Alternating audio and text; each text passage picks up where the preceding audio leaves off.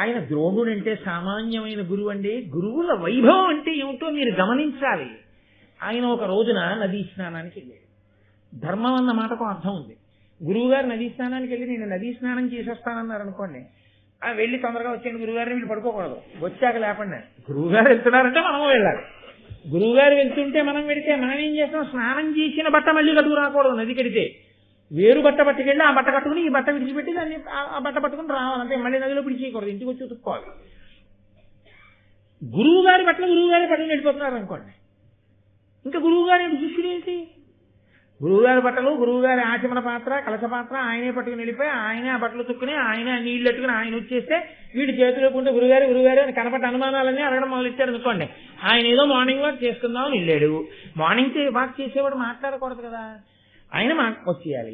అమ్మ బలిసి అడగ దొరికాడరా ఇక్కడే మనకని చెప్పి అప్పుడు నీకున్న అనుమానాలని చెప్పి అడగమన్నా భారతం మీద రామాయణం మీదను ఎక్కడ అడగాలో అక్కడ. ఆయన ఏదో కూరలు కొనుక్కుంటున్నాడు రైతు బజార్లో, ఏమంటే మొన్న చెప్పిన భారతంలో అని అప్పుడే మొదలెట్టడం.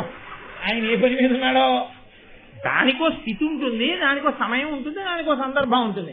ఆయన ఏమనుకుంటాడు? నా ప్రారంభం కొద్దీ చెప్పాను రా భారతం, ఇది ఎక్కడ కూడా అనుకోడు. కాబట్టి ఎక్కడ ఎలా తర్ఫీదు ఇవ్వాలో అలా ఇవ్వాలి ఆయన గురువు అంటే. అంతేకాని ధనుర్వేదం నేర్పిన వాడు అలా చెట్టు మీద బొమ్మని పెట్టి కొట్టేయండి అంటే కొట్టేస్తే మీరు అందరూ బాగా కొట్టేశారు అని వెళ్ళిపోమంటే ఎలా ధర్మం నిలబెడతాడండి అర్జునుడు? అందుకు ఆయన ఒక గొప్ప పరీక్ష పెట్టాడు. ఆయన స్నానానికి వెళ్ళాడు, వీళ్ళు స్నానానికి వెళ్ళారు. ఆయన అన్నాడు నేను ముందు స్నానం చేసేస్తాను అని. ఆయన అనక్కర్లేదు, వాళ్లే అనాలి. ఎందుకంటే గురువు గారు స్నానం చేసిన తర్వాత పవిత్రమైన నీళ్లలో శిష్యులు చేయాలి కదా. గురువు గారు అంటేనే పవిత్రమని గుర్తు. కాబట్టి గురువు గారు ముందు స్నానం చేయాలి. కాబట్టి గురువు గారు స్నానానికి దిగి ఆయన స్నానం చేస్తున్నాడు. ఉరే నా కాలు మొసలు పట్టేసింది రా అని పెద్ద కేకేశాడు. అని ఉరే రక్షించండి రా అన్నాడు. మొసలు పడితే నీళ్ళలోకి లాగేదండి. మొసలి పట్టుకుంటే చెట్టు మీద పిట్ట కూర్చున్నట్టు కనపడుతూ కాలుని అందరికీ కనపడేటట్టుగా గురువుగారి కాలు పట్టుకుని కరకరా నవ్వులుతూ తింటుందేంటి? గురువుగారి కాలు నీళ్లలో ఉంది, మొసలి నీళ్లలో ఉంటుంది. నీళ్లలో ఉన్న మొసలి గురువుగారి కాలు కొరుకుతోంది. గురువుగారు మొసలి ఎక్కడుంది కరెక్ట్ గా వేలెత్తి చూపించండి వేస్తాను మానం అంటే చెయ్యి పట్టుకుంటుంది. ఇప్పుడు గురువుగారి కాలు పైన ఎక్కడుందో చూసుకుని బహుశా పాదం ఇక్కడ ఉంటుంది, నోరు ఇలా పట్టి ఉండుంటుంది, దాని మర్మావయం ఇక్కడ ఉండుంటుంది. ఒక్క బాణం కంఠం మీద తగలగానే గురువుగారి కాలు తెలియాలి. అంతేగాని ఎక్కడుందో అలా నీళ్లలోకి ఉండండి బాగా దొరకనివ్వండి చూస్తూ కూర్చుంటే ఇలాగ కాలు ఆయన కూడా విడిపోతాడు. కానీ అందులో పట్టుకున్నది కాలు ఈడి చేయదు. సూక్ష్మ బుద్ధితో గ్రహించి బాణం వేయాలి. అంతేకాని అది గురి చూడడంలో గురువుగారి కాలొక్కటో చూసి తొందరపడి వేయించాడు అనుకోండి, ఉన్న దీనికి తోడు ఈ బాణం ఒత్తిళ్ళు గుచ్చుకుంటుంది ఆయన కాలుకి. నిజంగా ద్రోణుడికి చాలా కష్టమైనటువంటి వ్యవహారమే. ఎందుకంటే ఎవడో దుందుడుకుగా శిష్యుడు బాణం వేశాడనుకోండి ఆ కాలు పోతుంది. అయినా పణం పెట్టాడు ఆయన. ఎందుకు నమ్మకం? వెయ్యగలడు నా శిష్యుడు అర్జునుడు. ఎంత కాపాడగలడో, ఆర్తితో ఉన్న వాళ్ళని రక్షించగలడు, ఆ నిపుణత ఉన్నది, అలా వెయ్యగలడు బాణం చూస్తున్నాడు. కాబట్టి దానిన్నేరక అందరున్ వివశలైతారున్న అన్నీరిలో కానంగాని శరీరముంగల మహోగ్రగ్రాహమున్ గోత్రభిక్షూనుండేను శరీరం శరంబులన్ విపుల తేజుండేసి శక్తిన్ మహాసేన ప్రఖ్యుడు ద్రోణు జంగ విడిపించన్ విక్రమం గొప్పగన్. మిగిలిన వాళ్ళందరూ రక్షించండి అంటే గబగబా వెళ్ళిలా చూసి పట్టుకున్న మొసలు కనపట్టలేదు, వేసేద్దాం కానీ బాణం. నీళ్లలో ఉంది మొసలి. ఎక్కడుంది మొసలి? కనబడితే కదా మనం బాణం వేయడానికి. చెట్టు మీద పెట్ట నేర్పారు గురువు గారు. పట్టుకున్నది అలా పెట్టేదైనా పట్టుకుంటే పడతాం, మొసలి పట్టుకుంటే ఏం పడతాం? పోనీ మనము దిగుదామంటే మనం పట్టుకుంటే ఎవడో దిగడవు. మాకు మొసలి కనపట్టలేదు, బాణం వేయడు. అందరూ పైగా గురువు గారిని మొసలెట్టేస్తుందని భయపెడితే అందరూ పక్కన అటు వచ్చిపోయారు.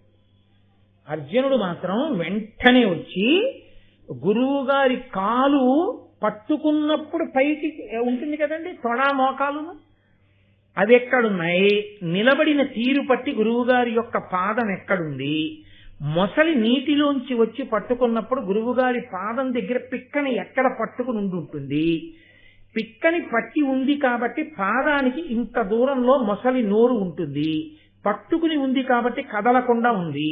ఒక్క బాణం వేసి కొడితే అది వెంటనే బాధకి ఇంకొంచెం గట్టిగా పాదం పట్టుకుంటే గురువు గారికి ఆపద వస్తుంది.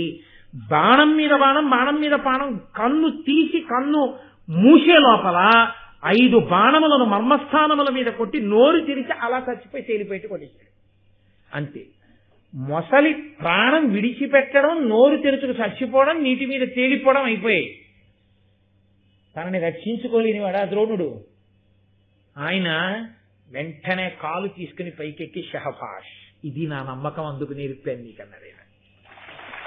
కాబట్టి మహానుభావుడైనటువంటి ద్రోణుడు అర్జునుడు ఎంతవరకు విలువిద్యకి నిలబడగలడు ఇంత పరీక్ష చేశాడు.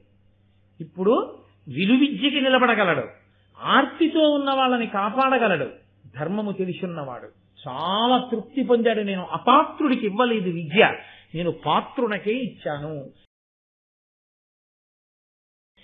కానీ బ్రహ్మజ్ఞానము, ఆధ్యాత్మిక బోధ, ధనుర్వేదము వీటి మధ్య కొన్ని భేదములుంటాయి. ధనుర్వేదం అనేటటువంటిది సామాన్యమైన విషయం కాదు. మీతో నేను తరచుగా ప్రస్తావన చేస్తుంటాను. అవి మంత్రాధిష్టాన దేవతలు. శిష్యుడికి కూడా ఏదో ఒక ఆగ్నేయాస్త్రాన్ని, ఒక వాయవ్యాస్త్రాన్ని ఇవ్వడానికే ఎంతో పరిశీలనం చేస్తాడు. అటువంటిది బ్రహ్మాస్త్రాన్ని చేతిలో పెట్టాలి అంటే ఎంతో ఆలోచన చేసి శిష్యుని యొక్క యోగ్యతాయోగ్యతలను విచారణ చేస్తే తప్ప ఇవ్వకూడదు. ఎందుకు ఇవ్వకూడదు అని మీరు నన్ను అడగచ్చు. ధనుర్వేదం ఇచ్చేటప్పుడు ఒక విషయాన్ని చాలా జాగ్రత్తగా గమనించి ఉండాలి. అది శరీర బలానికి సంబంధించింది కాదు, అది మంత్రబలానికి సంబంధించింది. తీసుకొచ్చి మీరు ఎవరి పడితే వాళ్ళ చేతిలో అన్ని అస్త్రములను పెట్టేశారనుకోండి, పెడితే రేపొద్దున్న వాడు ఉద్ధతితో ప్రవర్తించేటటువంటి లక్షణం ఉన్నవాడు, లోకాన్నంతటినీ వశం చేసుకుందామనే ప్రయత్నంలో ఉన్నవాడు, లేదా దుర్మార్గమైనటువంటి గుణములు కలిగినటువంటి వాడు, సహనము లేనివాడు, ఎదుటివారి మీద బాణప్రయోగం చేసేటప్పుడు తప్పు ఎంత చేశాడు అన్నది చూసి దానికి అనుగుణంగా మాత్రమే శిక్ష వేయగలిగినటువంటి సమతౌల్యమును పాటించగలిగిన నేర్పరితనము లోపల లేనివాడు, ఇటువంటి వాడికి పట్టుకెళ్ళి మీరు ఎటువంటి అస్త్రం పడితే అటువంటి అస్త్రాన్ని ఉపదేశం చేసేశారనుకోండి, చాలా ప్రమాదం వస్తుంది లోకంలో. కాబట్టి ధనుర్వేదాన్ని ఉపదేశం చేసేటప్పుడు గురువు గారు శిష్యుని యొక్క శీలాన్ని కూడా దృష్టిలో పెట్టుకోవాల్సి ఉంటుంది. అందుకే అందరికన్నా ఎవరిని బాగా నిపుణుణ్ణి చెయ్యాలి అంటే, అందరికన్నా ఎవరు సౌశీల్యం ఉన్నవాడో, అందరికన్నా ఎవడు ఎప్పుడూ ధర్మం వైపు మాత్రమే నిలబడతాడో, ఎవరికి ఎప్పుడూ అధర్మమునందు కించిత్ కూడా అనురక్తి ఉండదో అటువంటి వాణ్ణి అందరికన్నా ఎక్కువ అస్త్ర విద్య ఇచ్చి తయారు చేయాలి తప్ప ఇతన్ని మాత్రమే నేను అందరికన్నా అధికుణ్ణి చేస్తాను అని అనడం వెనక గురువు గారికి ప్రత్యేకమైనటువంటి రాగమో ప్రత్యేకమైనటువంటి ఆకర్షణ ఉంది కాదు అని మీరు గుర్తిరగవలసి ఉంటారు. ద్రోణాచార్యుల వారికి అర్జునుడంటే చాలా అభిమానం అండి, అందుకని అర్జునుణ్ణి నిన్ను ప్రపంచంలో నీతో సమానమైన విలుకాడు లేనటువంటి స్థితి నీకు కల్పిస్తానని అన్నాడు అని ఆ వాక్యానికి అర్థం కేవలం అంతేగా చెప్పకూడదు.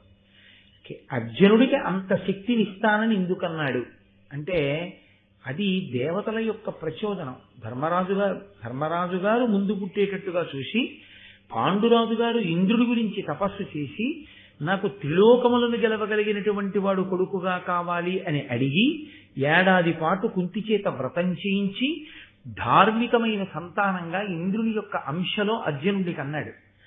ముందు ధర్మాన్ని పెట్టినప్పుడే పాండురాజు గారి యొక్క హృదయం 3 లోకములని గెలవగలిగిన వాడు అంటే ఏదో ఆషామాషిగా కనపడ్డ వాళ్ళందరి మీదకి యుద్ధానికి రావణాసురుల్లా వెళ్ళిపోయేటటువంటి మనస్తత్వం ఉన్నవాడు అని కాదు. అది నిగ్రహము కలిగినటువంటి వాడై ఎదుటివారిని నిగ్రహించేటప్పుడు ఆ నిగ్రహించవలసినటువంటి అవసరం ధర్మం కొరకు మాత్రమే చేయవలసి ఉంటుంది తప్ప తన వ్యక్తిగత స్వార్థంతో అన్నిటినీ తానాక్రమించాలనేటటువంటి ఉద్దేశ్యంతో ఈ అస్త్ర సంపదని వాడేవాడు కానివాడై ఉండాలి. ఇన్ని తన దగ్గరున్నా అకస్మాత్తుగా ప్రారంభమే ఇంత పెద్ద పెద్ద అస్త్రాలు వేసేవాడు కానివాడై ఉండాలి. ధనుర్వేదంతో పాటు ధర్మముల గురించి బాగా తెలిసిన్నవాడై ఉండాలి. ఆ ధర్మములు తెలుసుకున్న దాన్ని లోకమునందు స్థాపించడానికి వీలైనటువంటి పరిపాలన చెయ్యడానికి కావలసిన యోగ్యత లేని వాడికి ఇంత శక్తిని పట్టుకెళ్ళి అప్పచెప్తే వాడు రేపు పొద్దున పరిపాలకుడుగా కూర్చొని వాడికి అనవసరం అవన్నీ. కాబట్టి చాలా దూరం ఆలోచించి యోగ్యతాయోగ్యతలను విచారణ చేసి ఇవ్వవలసి ఉంటుంది. అర్జునుడికి ఇచ్చాడు ఆయన. అర్జునుడు ఎప్పుడైనా రాజు అయ్యాడా? నా చేతిలో ఇంత విలువిద్య ఉంది అని అన్నగారినే చంపించి తాను రాజ్యాన్ని ఆక్రమించాడా? ఎన్నడు అర్జునుడికి అసలు మనసులో అటువంటి సంకల్పం ఎన్నడూ కలగదు.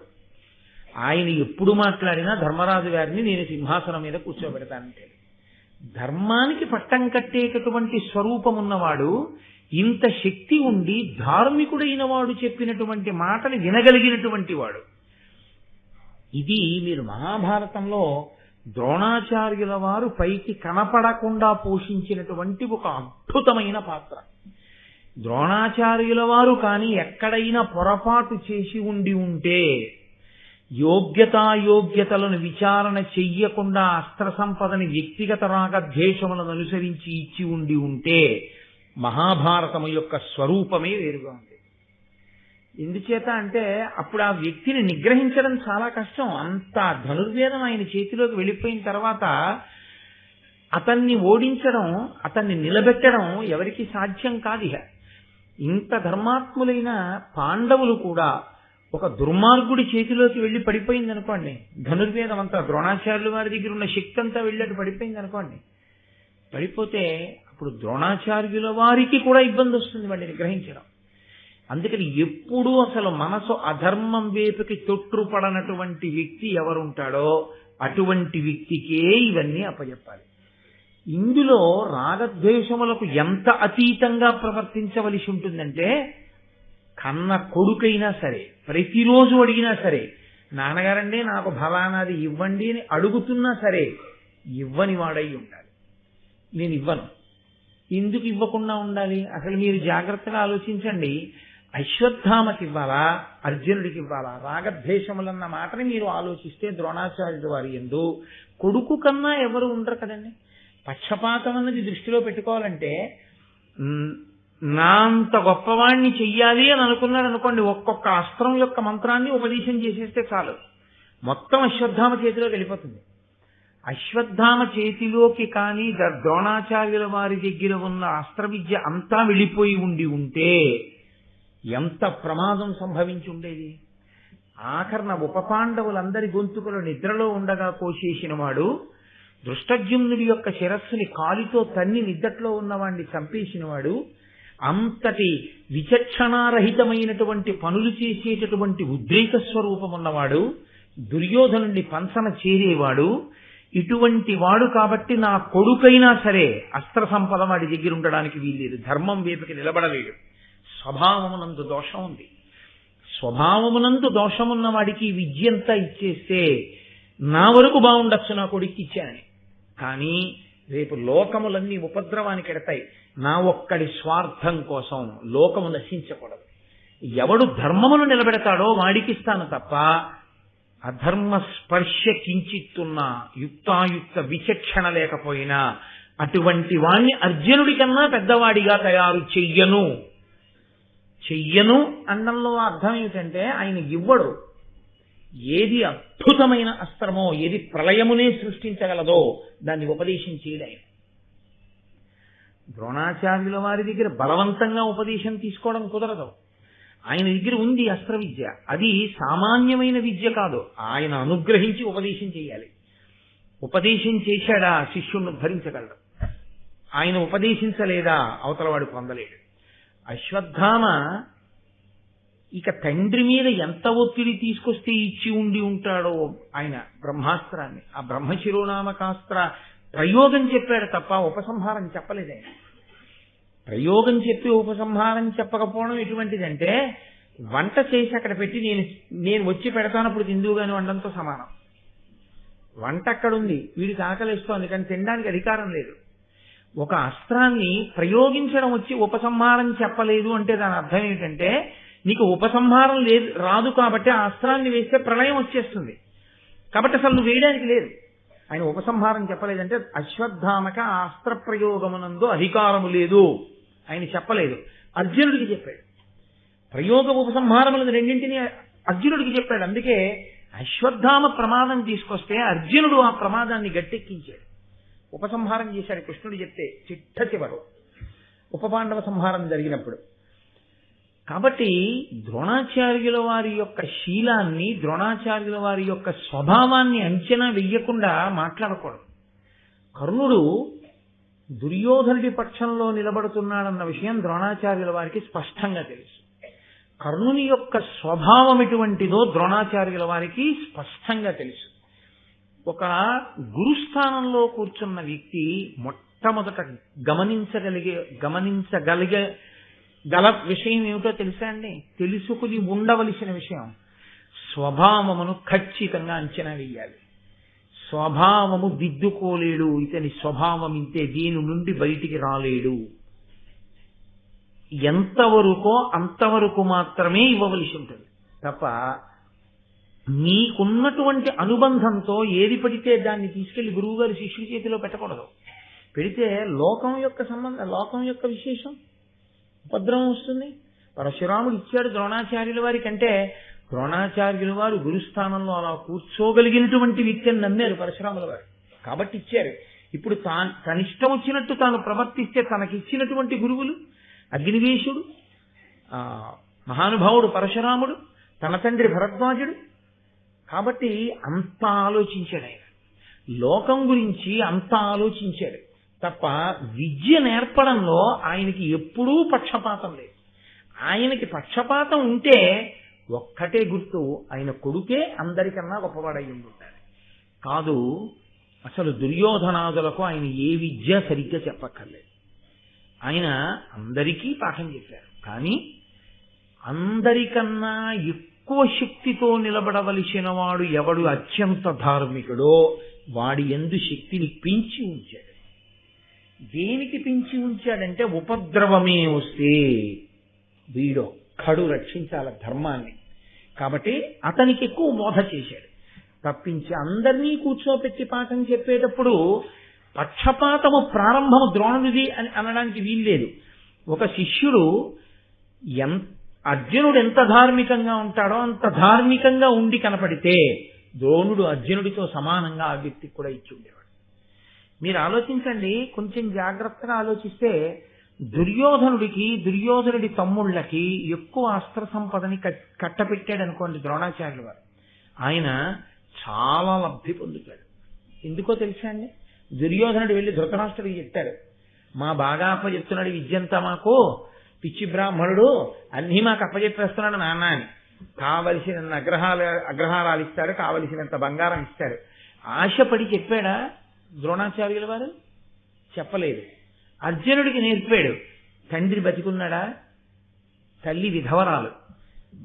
ఆ పినతల్లి బతికుందా? మాద్రి లేదు. ఏమిటి తనకి కలిసి వచ్చేది?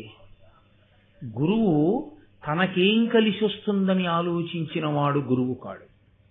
గురువు ఎప్పుడూ కూడా ఎక్కడ సౌజన్యం ఉన్నదో ఆ వ్యక్తి యొక్క ఐశ్వర్యంతో సంబంధం గురువు గారికి ఉండకూడదు.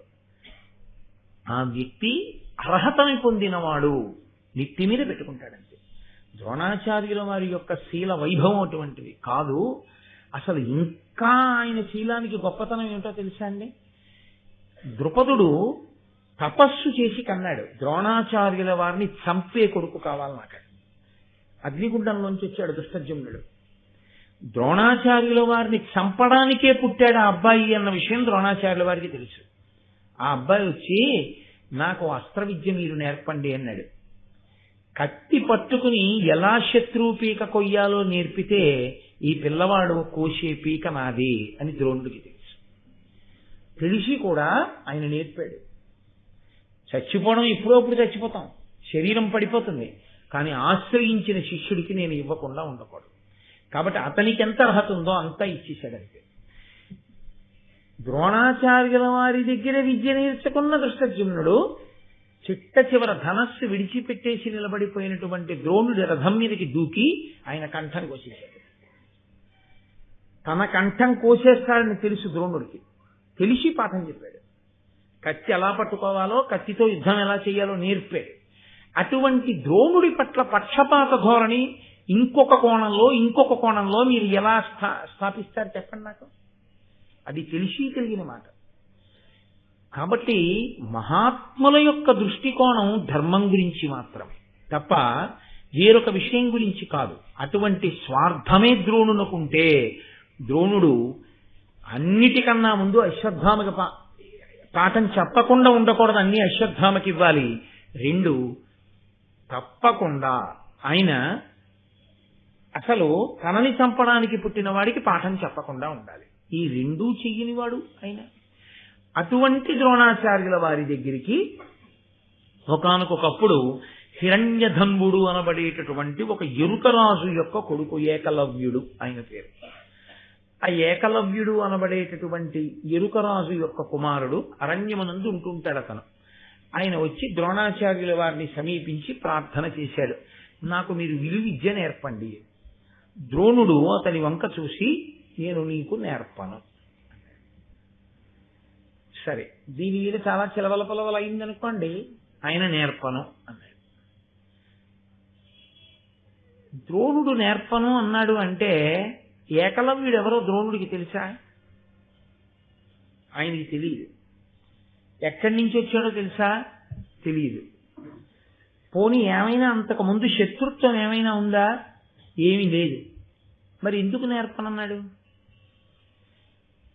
కనపడగానే ఉన్నటువంటి స్వరూప స్వభావాల్ని బట్టి అతను ఎరుకరాజు యొక్క కుమారుడు, ఎరుక జాతికి చెందినవాడు అని తెలుసుకున్నాడు.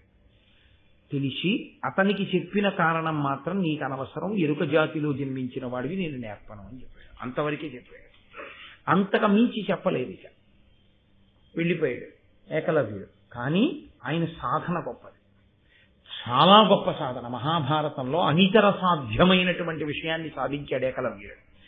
ఆయన వెళ్ళి వినయమున ద్రోణరూపు మన్నున అమర్చి దానికి అతిభక్తితోడ ప్రదక్షిణంబు చేసి మృక్కుచు సంతతాభ్యాస శక్తి అస్త్ర విద్యా రహస్యంబులర్ధిబడసే. అర్ధిపడసే. ఆయన మట్టితో ద్రోణాచార్యుల వారి యొక్క విగ్రహాన్ని ఒకటి తయారు చేశాడు. ఇవ్వనన్నాడు, చెప్పనన్నాడు అని ఆయన ద్రోణుని యందు వైముఖ్యమును పెంచుకోకుండా ద్రోణాచార్యుల వారి యొక్క బొమ్మ ఒకటి మట్టితో తయారు చేసుకుని ప్రతిరోజు ద్రోణాచార్యుల వారికి ప్రదక్షిణం చేసేవాడు. అతని దృష్టిలో మట్టితో చేయబడినటువంటి బొమ్మకి నేను ప్రదక్షిణం చేస్తున్నాను అనుకునేవాడు కాదు. ద్రోణుడే నాకు పాఠం చెప్పడానికి వచ్చారు నా అడవికి. రోజు ప్రదక్షిణం చేసి ఆయనకి సాగిలబడి నమస్కరించి, గురువర్యా నేను బాణం ఎలా వెయ్యాలని అడిగేవాడు. ఆయనకి ద్రోణుడే చెప్పినట్లుగా సందేశం వస్తుండేది. గురువా చెప్పేది, శిష్యుడి గురువా? శిష్యుడి గురువు. ద్రోణుడు వచ్చి చెప్పలేదు పాఠం, కానీ ఆయనకి ద్రోణ తేజస్సు పలికిందంతే. పలికి ఆయనకి అవగతమయ్యాయి అన్ని. జన్మజన్మాంతర సంస్కారం, ఆయనకున్న గురుభక్తి అంత గొప్పది.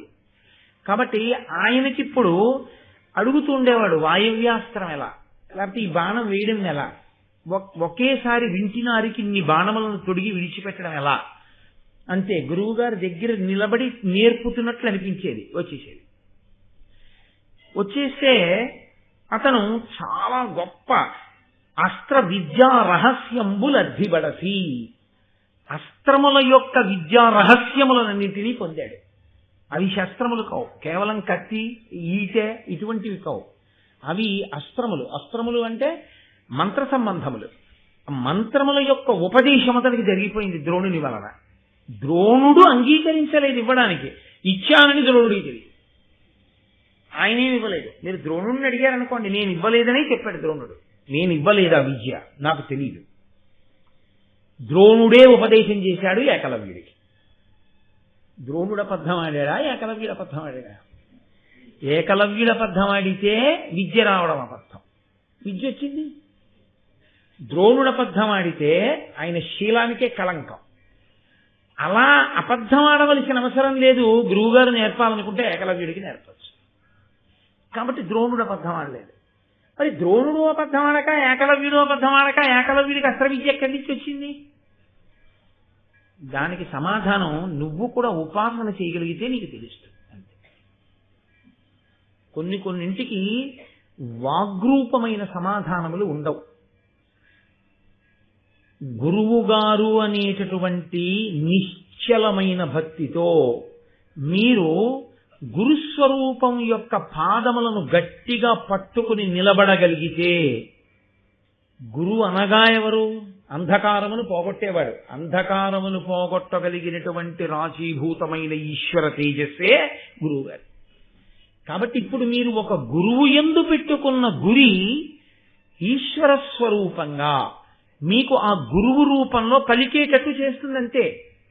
కాబట్టి ఇప్పుడు ఏకలవ్యుడికి ద్రోణుని యొక్క విగ్రహం మాట్లాడింది.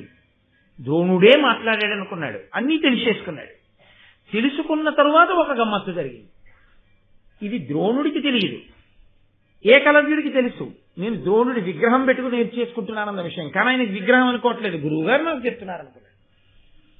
కొన్నాళ్ళు అయిన తర్వాత పాండవులు కౌరవులు కలిసి వేట నిమిత్తం అరణ్యంలోకి వెళ్ళారు. ఒకటి, క్రూర మృగములను చంపవచ్చు. రెండు, పరిగెత్తుకుంటూ వెళ్ళిపోతున్నటువంటి ప్రాణి మీద ప్రాణం వేసి గురి చూసి కొట్టడం. ఒకటి, గురి యందు నైపుణ్యత తెలుస్తుంది.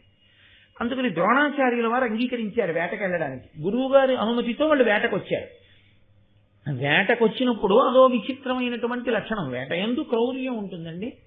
వేట సున్నితమైన వేట అని ఏమి ఉండవు లోకంలో. నిర్బంధ ప్రణయము, సున్నితమైన వేట, ఇలాంటి పరస్పర విరుద్ధమైన మాటలు ఉండవు. నిర్బంధ బలవంతంగా ప్రేమించడం స్వచ్ఛందంగా ఉండాలి. బలవంతంగా ప్రేమించడం ఏంటి? నిర్బంధ ప్రణయము, సున్నిత వేట ఇలాంటివి ఏమి ఉండవు. కాబట్టి వేటయందు క్రౌర్యం ఉంటుంది. వేటయందు క్రౌర్యమునకు పరాకాష్ఠయే ఉపకరణంగా వేట కుక్కల్ని తీసుకెళ్తారు.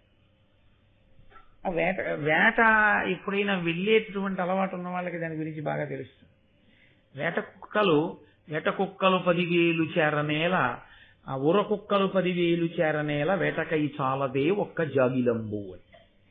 దానికి ఒక లక్షణం ఉంటుంది. అది ఏం చేస్తుందంటే, దేన్ని ఉస్కో అని చూపిస్తాడో వీరుడు వేటాడమని, దాన్ని అసలు వేట కుక్క చంపేస్తుంది. ఎందుకో తెలిసింది, అది పులి మీద కూడా పెడుతుంది. దానికి ఉన్న లక్షణం ఏంటంటే, నీటి మడుగులో కానీ లేకపోతే తానే విసర్జించిన మూత్రంలో కానీ ఆ మట్టిలో బాగా కుచ్చుతో ఉన్న తోక తిప్పుకుంటుంది. ఇలాగ తిప్పుకుని ఇప్పుడు ఈ తడి మట్టితో ఉన్న తోకతో ఎగిరి దాని కళ్ళ మీద కొడుతుంది. ఒకటి కళ్ళ మీద కొట్టేటప్పటికి అది ఎంత గొప్ప, ఎంత పరాక్రమం ఉన్న ప్రాణైనా కళ్ళ మీదకి ఇసుకతో ఉన్నది తగిలిందనుకోండి, తడిబట్ట మట్టిలో ముంచి కొట్టారనుకోండి, మామూలు తడిబట్ట తగలడం వేరు, మట్టితో ఉన్న బట్ట తగిలితే కళ్ళల్లో ఇసుక రేణువులు పడి ఇలా అంటారు. ఇలా అనే లోపల ఒకటి కళ్ళ మీద కొడితే 4 పక్క నుంచి పీకేస్తాయి కండలు. అది వేట కుక్కల లక్షణం. కాబట్టి వేట కుక్కలోని ప్రత్యేకం తీసుకొస్తారు వాటిని. అవి రక్షణగా ఉంటాయి. ఎందుకంటే తానొక్కడే కాదు, అది అలాగే దూకుతుంది క్రూరమృగం. అప్పుడు ఇవి వెళ్ళి రక్షిస్తుంటాయి రాజుతో పాటు. దానికి ఇప్పుడు లేవు, డాగ్ స్క్వాడ్స్ అని వస్తుంటాయి కదా రక్షక పటం దగ్గర. అప్పుడే ఉందన్నమాట రాజుల దగ్గర ఈ రకమైన తర్ఫీదు. అందుకని వేట కుక్కలు కూడా వెళ్ళాయి. ఇందులో ఒక వేట కుక్క ఏదో అటు ఇటు గింజుకోవడంలో దాన్ని కట్టినటువంటి ఆ పాశం ఊడిపోయి పారిపోయింది అడవిలో. పారిపోతే దాన్ని తీసుకురావాలి కాబట్టి ఒక భటుడు లోపలికి వెళ్ళాడు. అది తిన్నగా పరిగెడుతూ కుక్కకు ఒక విచిత్రమైన లక్షణం అవుతుంది. తాను రోజు చూసేటటువంటి రూపం కన్నా భిన్నంగా కనపడితే అది అంగీకరించదు. అది ఎక్కడో ఓ చిన్న పాక దగ్గర పడుకుంటుంది. ఎదురుగుండా పెద్ద మేడలో ఆయన శీతాకాలం మార్నింగ్ వాక్కి స్వెటర్ వేసుకుని మంకీ క్యాప్ వేసేసుకుని బయటకు వచ్చాడు అనుకోండి, అది ఏమనుకుంటుందంటే ఈ పాకలో ఉన్నదాన్ని ఎత్తుకుపోవడానికి వచ్చింది దొంగ అనుకుంటుంది. ఎదురింటి మేడ యజమాని అయినా అనుకోదు. ఇంకొక స్వెటర్ మంకీ క్యాప్ వేసుకున్నాడు కాబట్టి అన్నీ కలిగి పడతాయి. అందుకే శీతాకాల ప్రారంభమునందు మార్నింగ్ వాక్ వెళ్ళేటప్పుడు దుస్తులు మార్చినప్పుడు కర్ర చేత్తో పట్టుకోకుండా మార్నింగ్ వాక్ వెళ్ళకూడదు. ఒక్కటి ఇంకా శీతాకాలం వచ్చిన వీళ్ళందరూ డ్రెస్ కోడ్ మారుస్తారని తెలియదుగా, వెంట పడుతుంది. కాబట్టి అది పరిగెత్తి అడవిలో వెడుతూ ఏకలవ్యుణ్ణి చూసి ఆయన ఒంటి నిండా మట్టి పట్టి ఒక ఎరుకవాడు ఎలా ఉంటాడో అటువంటి వేషధారణలో ఉన్నాడు. ఉండి ఆయన బాణప్రయోగాన్ని సాధన చేస్తున్నాడు. అది అతన్ని చూసి మురిగింది. అసలు కుక్కలకి అధినాయకత్వం ఎవరిది అంటే కాలభైరవుడు. ఆయనే కదండి పూజనీయుడు. ఆ కాలభైరవుడికి పేరు ఎందుకు వచ్చిందో తెలుసా? ఆయన కాల శబ్దం పక్కన పెట్టండి కాసేపు, భైరవుడు భైరవుడు అని ఎందుకంటారంటే కుక్కని, రవ అంటే శబ్దం, భై అంటే ఆ శబ్దం, అది మనం భౌ అంటుంటాం, అది భై భై అని అరుస్తుంది కాబట్టి భై రవ, భై అనేటటువంటి శబ్దం చేస్తుంది కాబట్టి ఆ ప్రాణికి భైరవ కుక్క అని పేరు. కాబట్టి అది ఇప్పుడు భై అంది, భై అనేటప్పుడు నోరు తెరుచుకుంటుంది కదా. ఆయనకి ఎంత కోపం వచ్చిందంటే నన్ను చూసి కుక్క మొరగడమా అని ఉత్తర క్షణంలో దాని నోట్లోకి 7 బాణాలు కొట్టాడు. ఎలా కొట్టాడంటే ఇలా వెళ్ళి గుచ్చుకోలేదు, ఇలా వెళ్ళి ఇలా, ఇలా వచ్చి ఇలా. ఆ కుక్క దవడలిహ మూసుకోవడానికి వీల్లేదు కాబట్టి అది ఉండిపోయింది. కాబట్టి ఇంకోసారి అది మూసి తెలిస్తే గాని భై అనలేదు కదండి. నన్ను చూసి భై అంటావా అని కొట్టాడు. 7 బాణములు వేశాడు. అర్జునుడు 5 వేస్తాడు. అర్జునుడు నోరు తెరిచిన ప్రాణి తెరవకుండా కొట్టాలంటే 5 వేయగలడు. ఆయన 7 వేశాడు. 7 వేస్తే ఆ కుక్క పారిపోయాడు, భయపడి. భటుడు పారిపోయాడు. అది ఎవరు చూడాలో వాళ్ళే చూశారు. వాళ్ళు అన్నారు, ఇప్పుడు ఎవరికి ఉండే పాండిత్యం వాళ్ళది కదండి. మీరు చూడండి, సాధారణంగాను కారు ఎక్కి వెళ్ళిపోతున్నారు అనుకోండి, మన గొడవలో మనం ఉంటాం, డ్రైవర్ అంటాడు డోర్ పడలేదండి అంటే, అది మనం గమనించాం. అతను డోరు పడలేదండి అంటాడంతే, అతను గమనించలేదు అనుకోండి, సరే తర్వాత ఇంటెన్సివ్ కేర్ యూనిట్. కాబట్టి ఎవరికి ఉండే ప్రజ్ఞ వాళ్ళకు ఉంటుంది, వాళ్ళు వెంటనే పసిగడతారు. ఎవరి సునిశ్చిత పరిజ్ఞానం వాళ్ళది. కాబట్టి 7 బాణములను ఇలా కుక్క నోట్లోకి ఎవరు వేశాడు అని తెలపోయాడు. తెలపై అర్జునుడు అడిగాడు, ఎవరు వేశాడు ఈ బాణాలని. ఏకలవ్యుడని ఎవరో ఒక ఎరుకల వాడు ఉన్నాడండి, బాణ సాధన చేస్తున్నాడు. కుక్కొక్క మాట భై అంది, 7 బాణములు కొట్టాడు నోట్లోను. నేను కూడా అడిగిపోయి పారిపోయిచ్చాను. అర్జునుడు చింతాక్రాంతుడైపోయాడు. ఎందుచేత అంటే అతనికి దాన్ని బట్టి తెలిసిపోయింది, తనకన్నా గొప్ప విలుకాడున్నాడు లోకంలో. ద్రోణాచార్యుల వారు తనకి ప్రమాణం చేశాడు తనని విలుకాడిని చేస్తానని, కానీ తనకన్నా గొప్ప విలుకాడొకడు లోకంలో ఉన్నాడు. అంత గొప్ప విలుకాడు తయారు కావాలంటే ద్రోణుడు గురువు కాకుండా అయ్యే అవకాశం లేదు. ఎందుకంటే ద్రోణుడి కన్నా గొప్ప గురువు లేడు ఇక ధనుర్వేదం చెప్పడానికి. కాబట్టి ద్రోణుడే చెప్పి ఉండాలి. పైగా వచ్చిన భటుడు ఏమన్నాడంటే, ఎదురుకుండా ద్రోణాచార్యుల వారి విగ్రహం ఉంది, అక్కడే నేర్చుకుంటున్నాడని చెప్పాడు. అనుమాన పడలేదు కానీ బాధపడ్డాడు అర్జునుడు. అయిపోయింది ఈ సంఘటన. అయిపోయిన తర్వాత గురువుగారు రాత్రి ఎక్కడో పడుకున్నాడు, పాపారణ్యంలో ఏదో ఒక శిబిరంలో పడుకున్నాడు ద్రోణాచార్యుల వారు. అర్జునుడు వెళ్ళి ఆయన కాళ్ళు పడుతూ ఆయన్ని ఏమనలేదు. గురువుగారు మీరు నన్ను అధికుణ్ణి చేస్తానన్నారు, ఇంకోన్ని చేశారు అని ఆరోపణ చేయలేదు. చేయకుండా ఎంత మృదువుగా మాట్లాడాడో చూడండి. ఆయన అన్నాడు, నాకంటెను మీకంటెను లోకములో అధికుడతి బలుండు ధనుర్విద్యా కౌశలమున ఆతడు మీకు ప్రియ శిష్యుడటే అమిథ్యావచన అన్నాడు. అమిథ్యావచన అంటే అబద్ధాలు చెప్పడం అలవాటు లేనటువంటి ఓ మహానుభావ, నీకంటే లోకంలో విలుకాడు ఉండడన్నావుగా, ఉన్నాడు.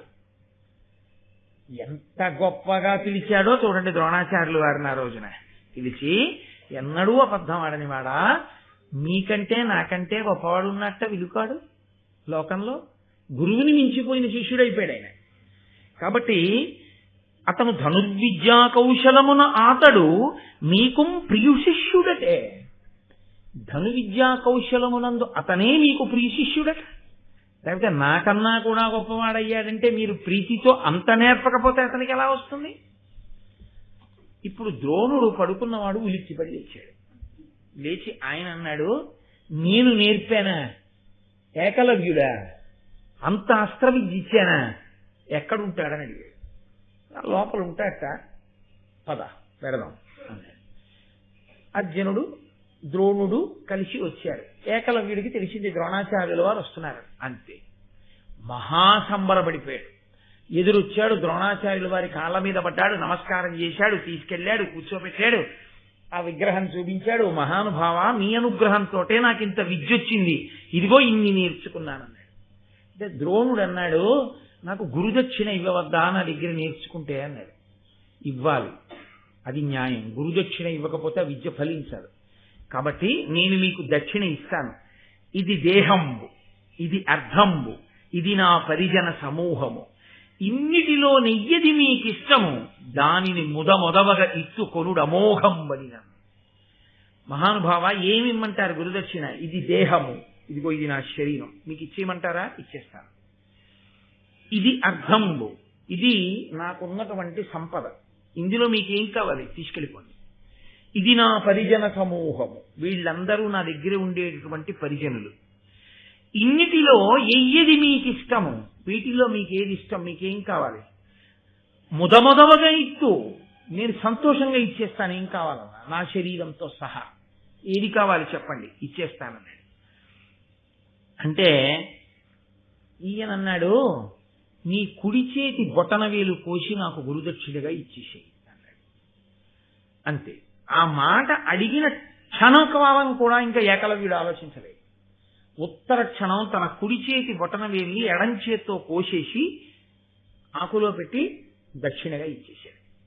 కాబట్టి ఎమ్మిని నీ దక్షిణ హస్తమ్మున పెను వ్రేలు దునిమి దక్షిణ ఇష్టమ్మిది నా కనవుడు విన అమ్మున వాడిచ్చేదాని ఆచార్యులకు.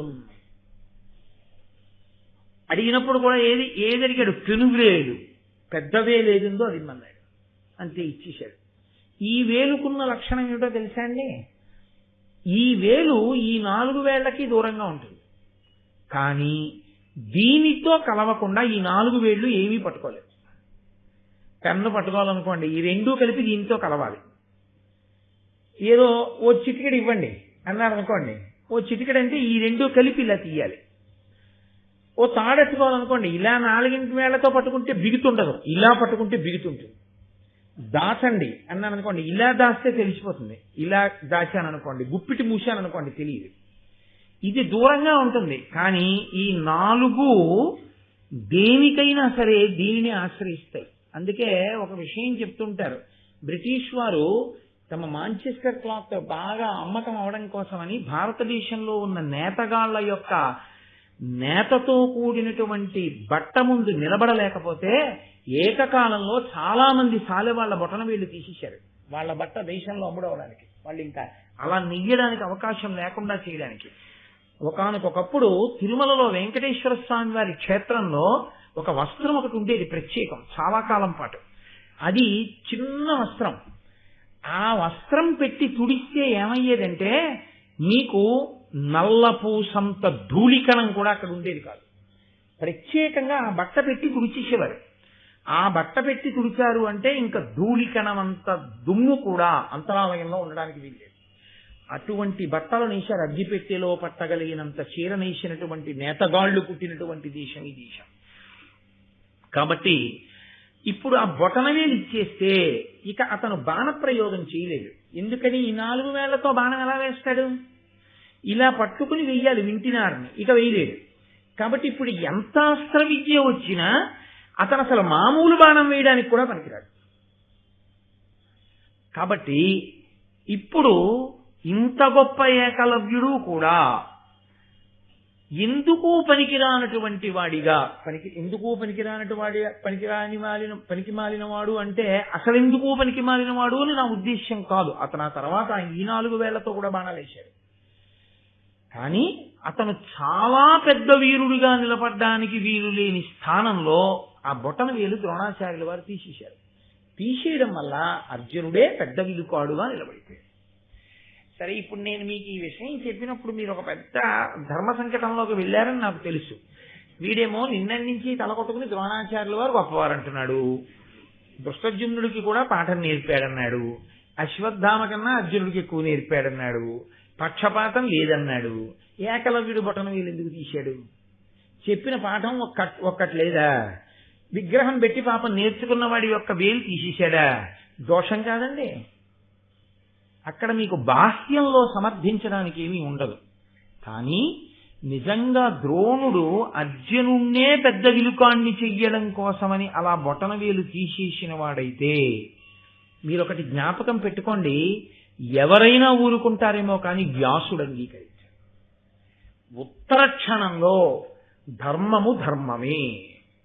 వ్యాసుడు ఘోరమైనటువంటి నేరాన్ని ద్రోణుడు చేశాడని ద్రోణుడి జీవుడు ఈ చేసిన పాపాన్ని అనుభవించిన స్థితి ఎక్కడో చెప్పాలి, చెప్పలేదు. ఈశ్వరుడిది పక్షపాతమా? తీసేస్తే తీసేశాడులే, ఎరుకవాడి బొటన వేలు తీశాడు కాబట్టి మనం ద్రోణాచార్యుల వారిని ఏం అనకూడదని చెప్పి ఊరుకున్నాడా? కాదు. అసలు మహాభారతం ఎందుకు వచ్చింది? భూభారము పెరిగిపోయినప్పుడు ఈ భూభారమును తగ్గించాలి. పాపులందరినీ తగ్గిస్తే తప్ప భూభారము తగ్గదు. దేవతాంశలలో వచ్చిన వాళ్ళందరూ, వాళ్ళకి కౌరవులకి యుద్ధం జరిగితే తప్ప భూభారం తగ్గదు. ఏకలవ్యుడి యొక్క స్వభావమునందు ఒక పెద్ద దోషం ఉంది. అతను ధర్మము వైపుకి వంగలేడు. అతనికి ఆభిజాత్య దోషం ఉంది. అతను ఎంతసేపు తనకున్నటువంటి విద్యని ఎదుటివారికి శిక్షగా ధనుర్వేదాన్ని ఉపయోగించవలసి వస్తే ఎంత మోతాదులో శిక్ష వెయ్యాలో అంత మోతాదులోనే ధనుర్వేదాన్ని వాడగలిగినటువంటి సహనం ఉన్నవాడు కాడు. సహనం ఉన్నవాడైతే జాతి లక్షణం చేత అది చాలా సహజం. ఎవరైనా విచిత్రంగా కనబడితే ఓ కుక్క మురుగుతుంది. దానికి కోటీశ్వరుడా అనవసరం, లేకపోతే మహాపండితుడా అనవసరం. దానికి విచిత్రంగా కనబడ్డాడు, అది మురుగుతుందండి. అది దాని స్వభావం. అది దానికి ఓ చీయనాలి, ఓ కర్ర పెట్టి కొట్టాలి మహా అయితే, అంతే, అంతవరకే. కుక్క భై అంటే 7 బాణములు దాని నోట్లో నిలువుగాను అడ్డంగాను కొట్టేశాడు అంటే అతనికున్న విలువిద్య ప్రకాశిస్తే లోకమునకు ఎంత ఉపద్రవమో. అతను వెళ్లి దుర్యోధనుడి పక్షమే చేరుతాడు ఖచ్చితంగా, అందులో సందేహం లేదు.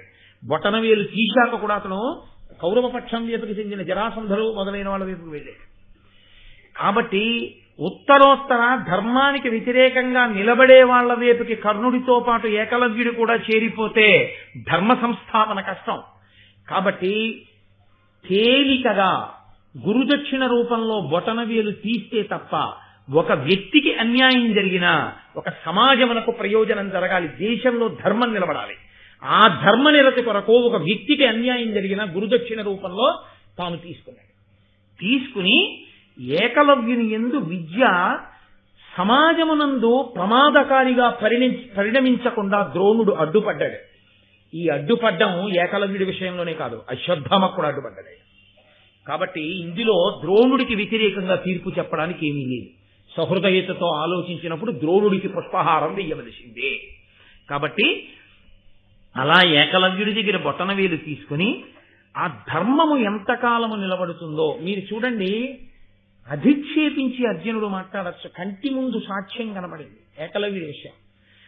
అంత మర్యాదగా గురువు గారితో మీకంటే నాకంటే వీరుడొకడు కనపడుతున్నట్ట, అతను మీకు చాలా వాత్సల్యపూరితమైన శిష్యుట, మాట తప్పని గురువు గారు అన్నది విషయం తప్ప ఒక్క వాక్కు గురువు గారిని అధిక్షేపిస్తూ తొందరపడిపోయి ఏదో సాక్ష్యాలు ప్రవేశపెట్టి గురునింద చేసి అర్జునుడు మాట్లాడలేదు.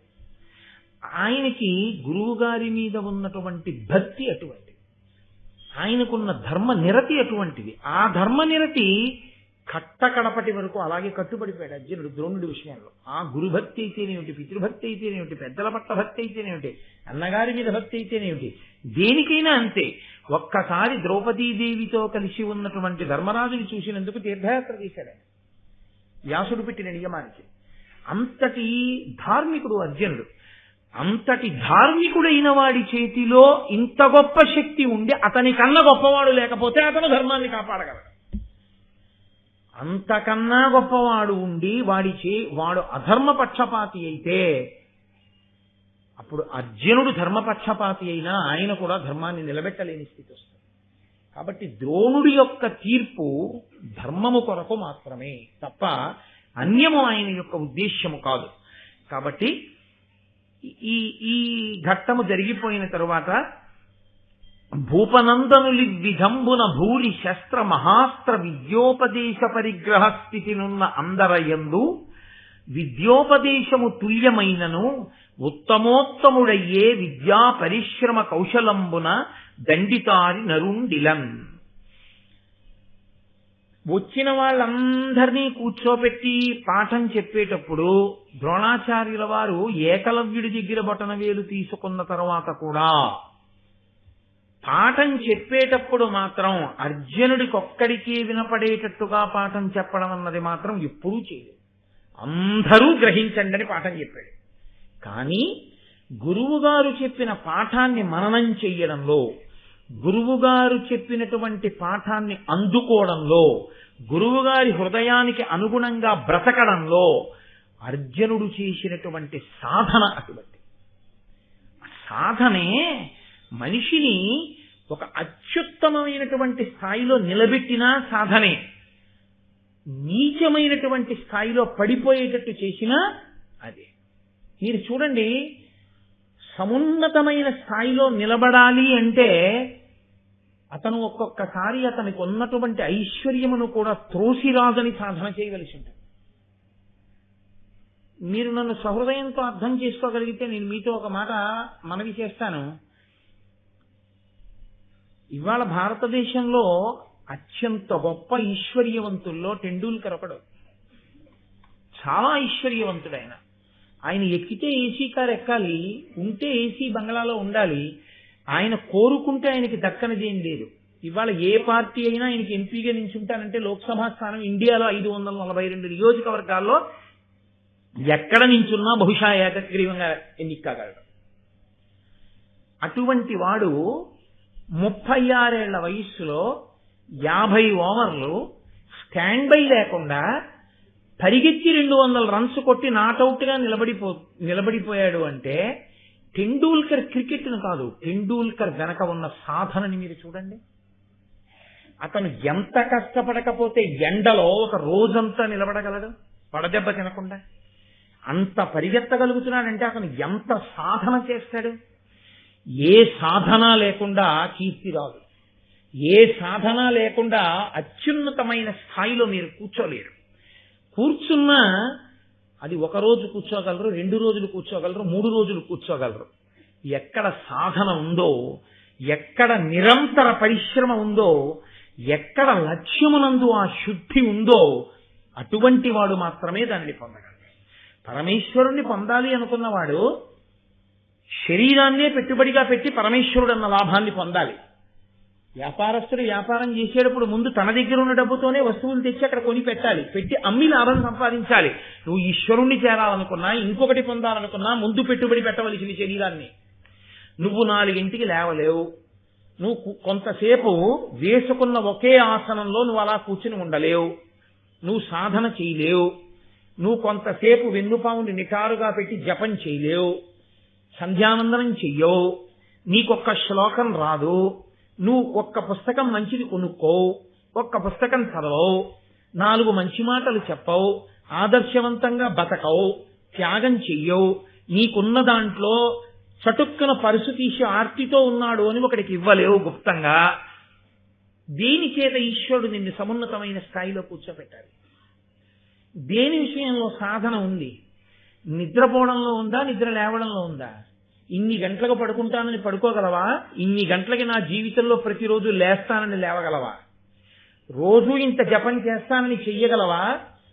నేను ఈ విషయాలు ఎప్పుడూ ధారణలో ఉంచుకుని నేను ఎప్పుడూ ఇలా ధర్మపక్షపాతినై ఉంటానని నిలబడగలవా? ఏదో ఒక లక్ష్యంలో శుద్ధి సాధన ఏది?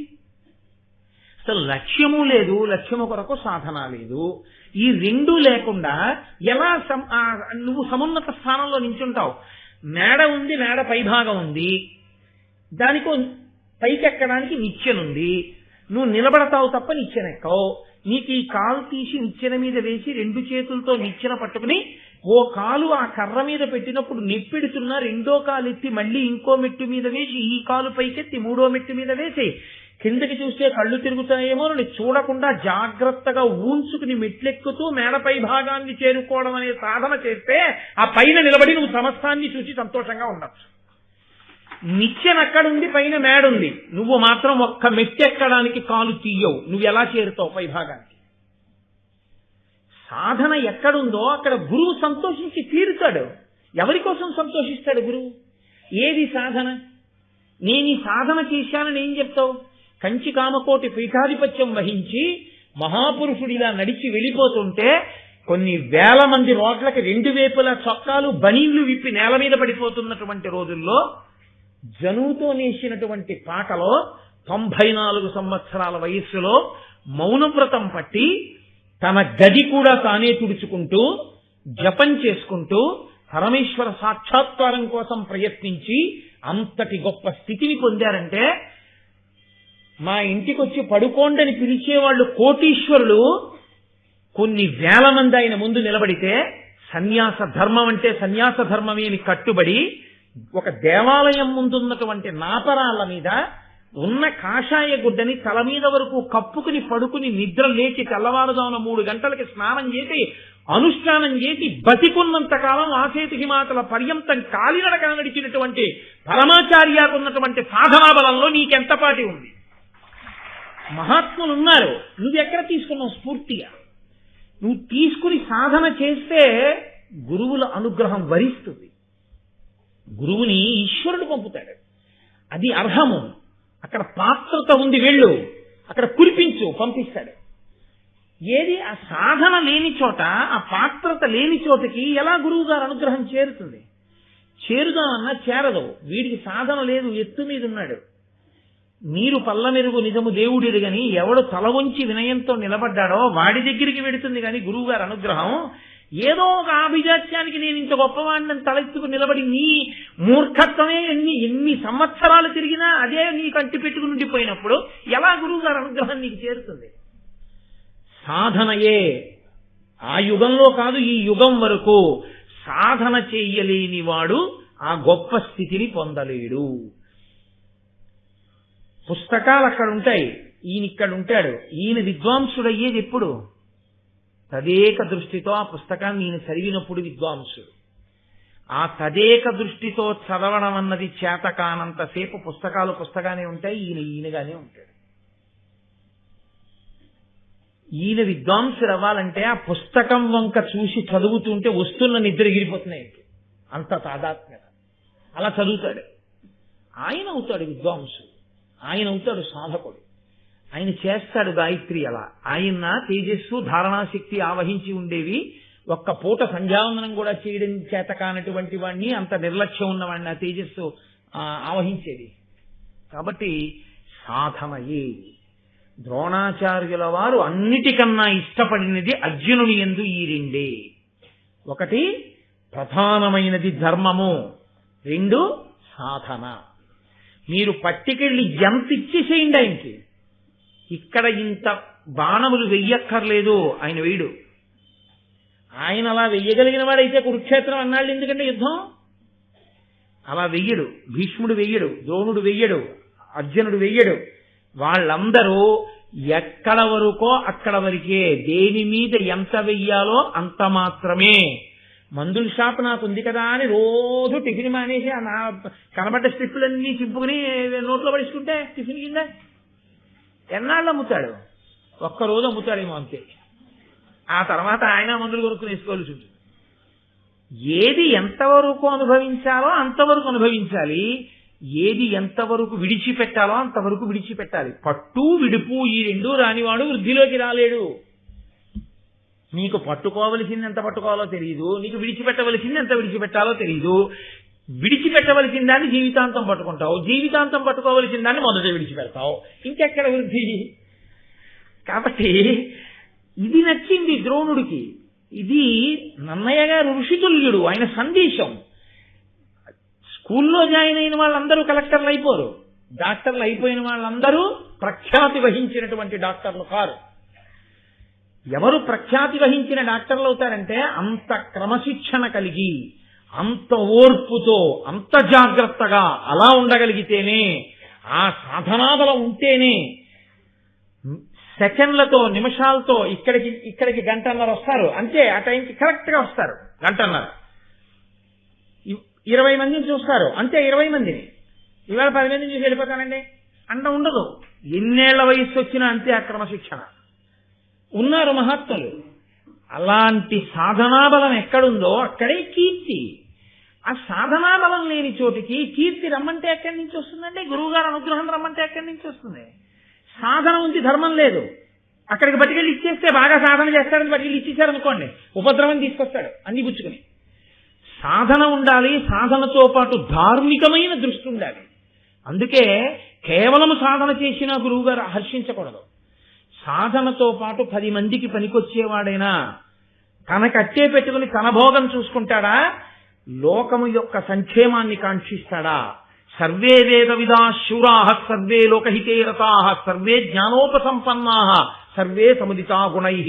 బాలకాండలో రామలక్ష్మణ భరత శత్రుఘ్నులకి విద్యాభ్యాసం విశ్వామిత్రుడు వశిష్ఠుడు ఎలా చేయించారో చెప్తారు వాల్మీకి మహర్షి.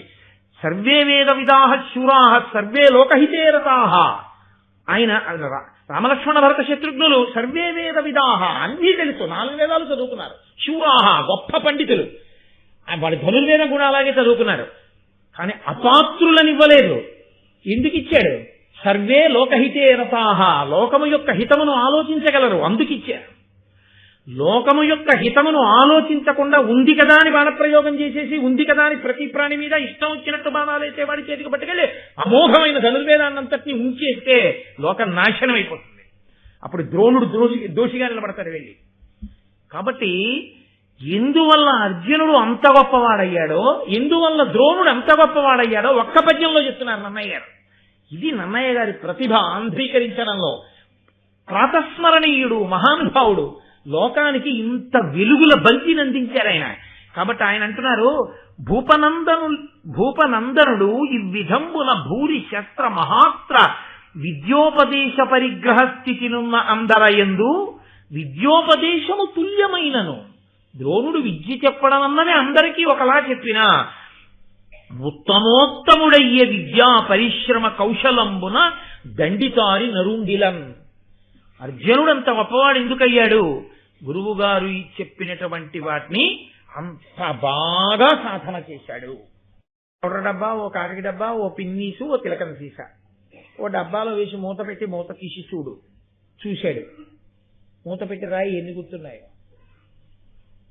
పిన్నీసు ఇంకేంటండి ఉన్నాయి, ఇంకేంటున్నాయి, ఉన్నాయనుకో. చూడటం చూశాడు. కన్నుకి చూడటం ధర్మం చూసింది, మనసు పట్టుకోలేదు. మనసు పట్టుకోనిది విద్య కాదు. మనసు పట్టుకోవడం దేనివల్ల తెలుసా అండి? గురువుగారు చెప్పినప్పుడు చెవులు దొప్పలు చేసుకుని వినగలగాలి. పాలు తీసేవాడు ఎలా తీస్తాడో గురువుగారి దగ్గర విద్య వినేవాడు అలా వినాలంది శాస్త్రం. పాలు తీసేవాడు కబుర్లు ఇలా పక్కవాడితో మాట్లాడుతున్నట్టు ఉంటాడు. కానీ 2 మోకాళ్ల మధ్యలో గిన్నె పెట్టుకుని పితుకుల కిందకి వంగి ఆ పితుకులు ఇలా అంటున్నప్పుడు పితుకులలోంచి పాలు సన్నటి ధార మొట్టమొదట ఖాళీ గిన్నెకి తగిలినప్పుడు టింగ్ టింగ్ అని గిన్నెకి తగిలేటప్పుడు వస్తుంది. కొద్ది పాలున్నప్పుడు పితుకుతుంటే సన్నటి ధార వెళ్ళి చిన్నగా తగిలి కొంచెం నీటి కిందకి తగిలినటువంటి చప్పుడు వస్తుంది.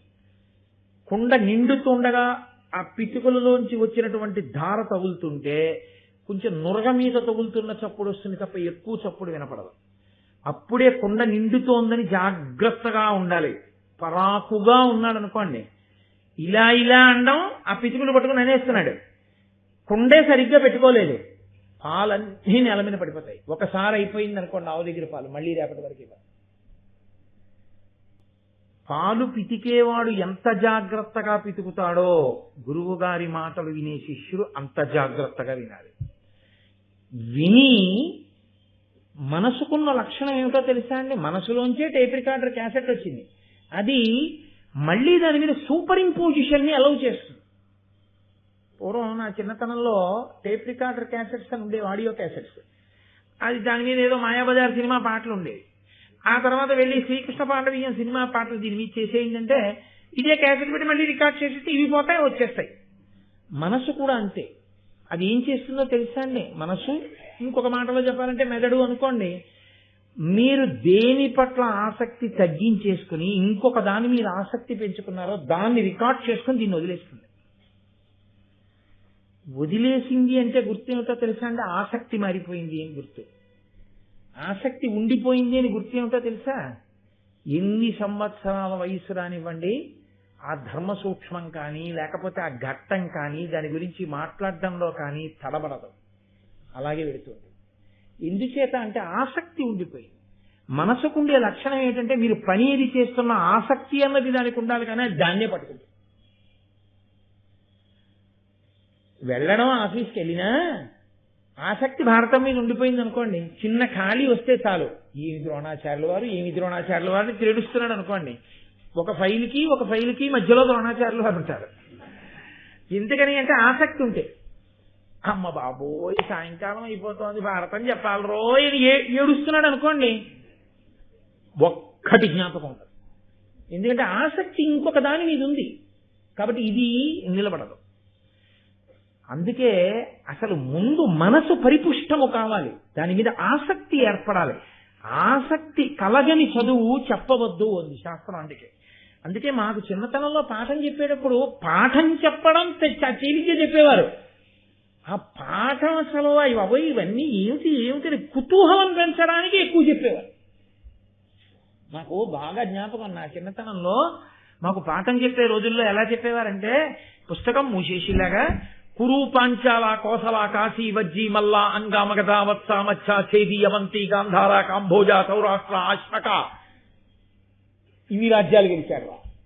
చూసుకో పుస్తకంలో ఇదే వరస. కురు పాంచాల కోసల కాశీ వజ్జీ అల్లా అంగామగధ వత్స మచ్చ ఛేది అవంతి గాంధార కాంభోజ సౌరాష్ట్ర అశ్వక. ఓ ఆసక్తి వచ్చేది. అబ్బా ఈయన ఎలాగ చెప్పేస్తారో అలా మనం కూడా ధారణ చేయలేమా అంటే, ఇక తెల్లవారుజామున కురు పాంచాల మాసి మజ్జి మల్లాంగా వగదామచ్చాచేది ఆసక్తిని ముందు సృజించేవారు. అది అలా ఎందుకు జరుగుతుంది అని ముందు రకరకాల ప్రశ్నలు వేసేవారు. అవును ఇది ఇలా ఎందుకు జరుగుతుంది అన్న తర్వాత ఎవడైనా చెప్పగలిగిన పరిణితి పొందుతున్నాడేమో చూసి చెప్పమనేవారు. తప్పు చెప్పినా నిరుత్సాహపరిచేవారు కాదు, అప్పుడు చెప్పేవారు. అప్పుడు ఎలా ఉండేదో తెలుసా అండి, అదే ఉందిరా అలా పాతుకుపోయేదంటే ఇంక మెదడు మీద. అది విద్యాబోధన యందు వారు అటువంటి ఆసక్తిని పురికొల్పేవారు మహానుభావులు. అది గ్రహించగలిగినటువంటి నైపుణ్యం గురుస్థానంలో ఉండేవాడికి ఉండాలి, శిష్యుడు అటువంటి సాధనాబలంతో ఉండాలి. ఈ రెండు ఉంటే వాడు అగ్రస్థానాన్ని పొందడంలో ఆశ్చర్యమే ఉంది. ఆయన అర్జునుడికి ఏం చాటికి తీసుకెళ్లి ఏమైనా అయిపోయిన తర్వాత మా ఇంటికి రాత్రి 8 నీకు మళ్ళీ వేరే చెప్తాడే పాఠం నేను చెప్పలేదు ఎప్పుడు ద్రోణాచార్యులు వారు. ఎప్పుడు చెప్పినా అక్కడే చెప్పాడంతే ఆయన పాఠం. ఆయన మళ్ళీ వేరుగా తీసుకెళ్లి ఇంటి దగ్గర చెప్పినవి ట్యూషన్స్ అని నేను అనడం బాగుండదేమో, అలా ఆయన ఎప్పుడూ ఏమీ చెప్పలేదు. ఆయన చెప్పింది ఏమైనా అంటూ ఉంటే అందరికీ కలిపే. కాబట్టి నేను అందుకే అన్న అర్థం మీరు సహృదయంతో అర్థం చేసుకోండి. మహాభారతం అప్పుడు కాదు ఇప్పుడు కాదు ఎప్పటికీ ఆదర్శమే. ఎవరికి? అందరికీ ఆదర్శమే. నేనంటాను బిఈడిలో నన్నయ్య గారి పద్యాలు కొన్ని వేయవలసి ఉంటుంది.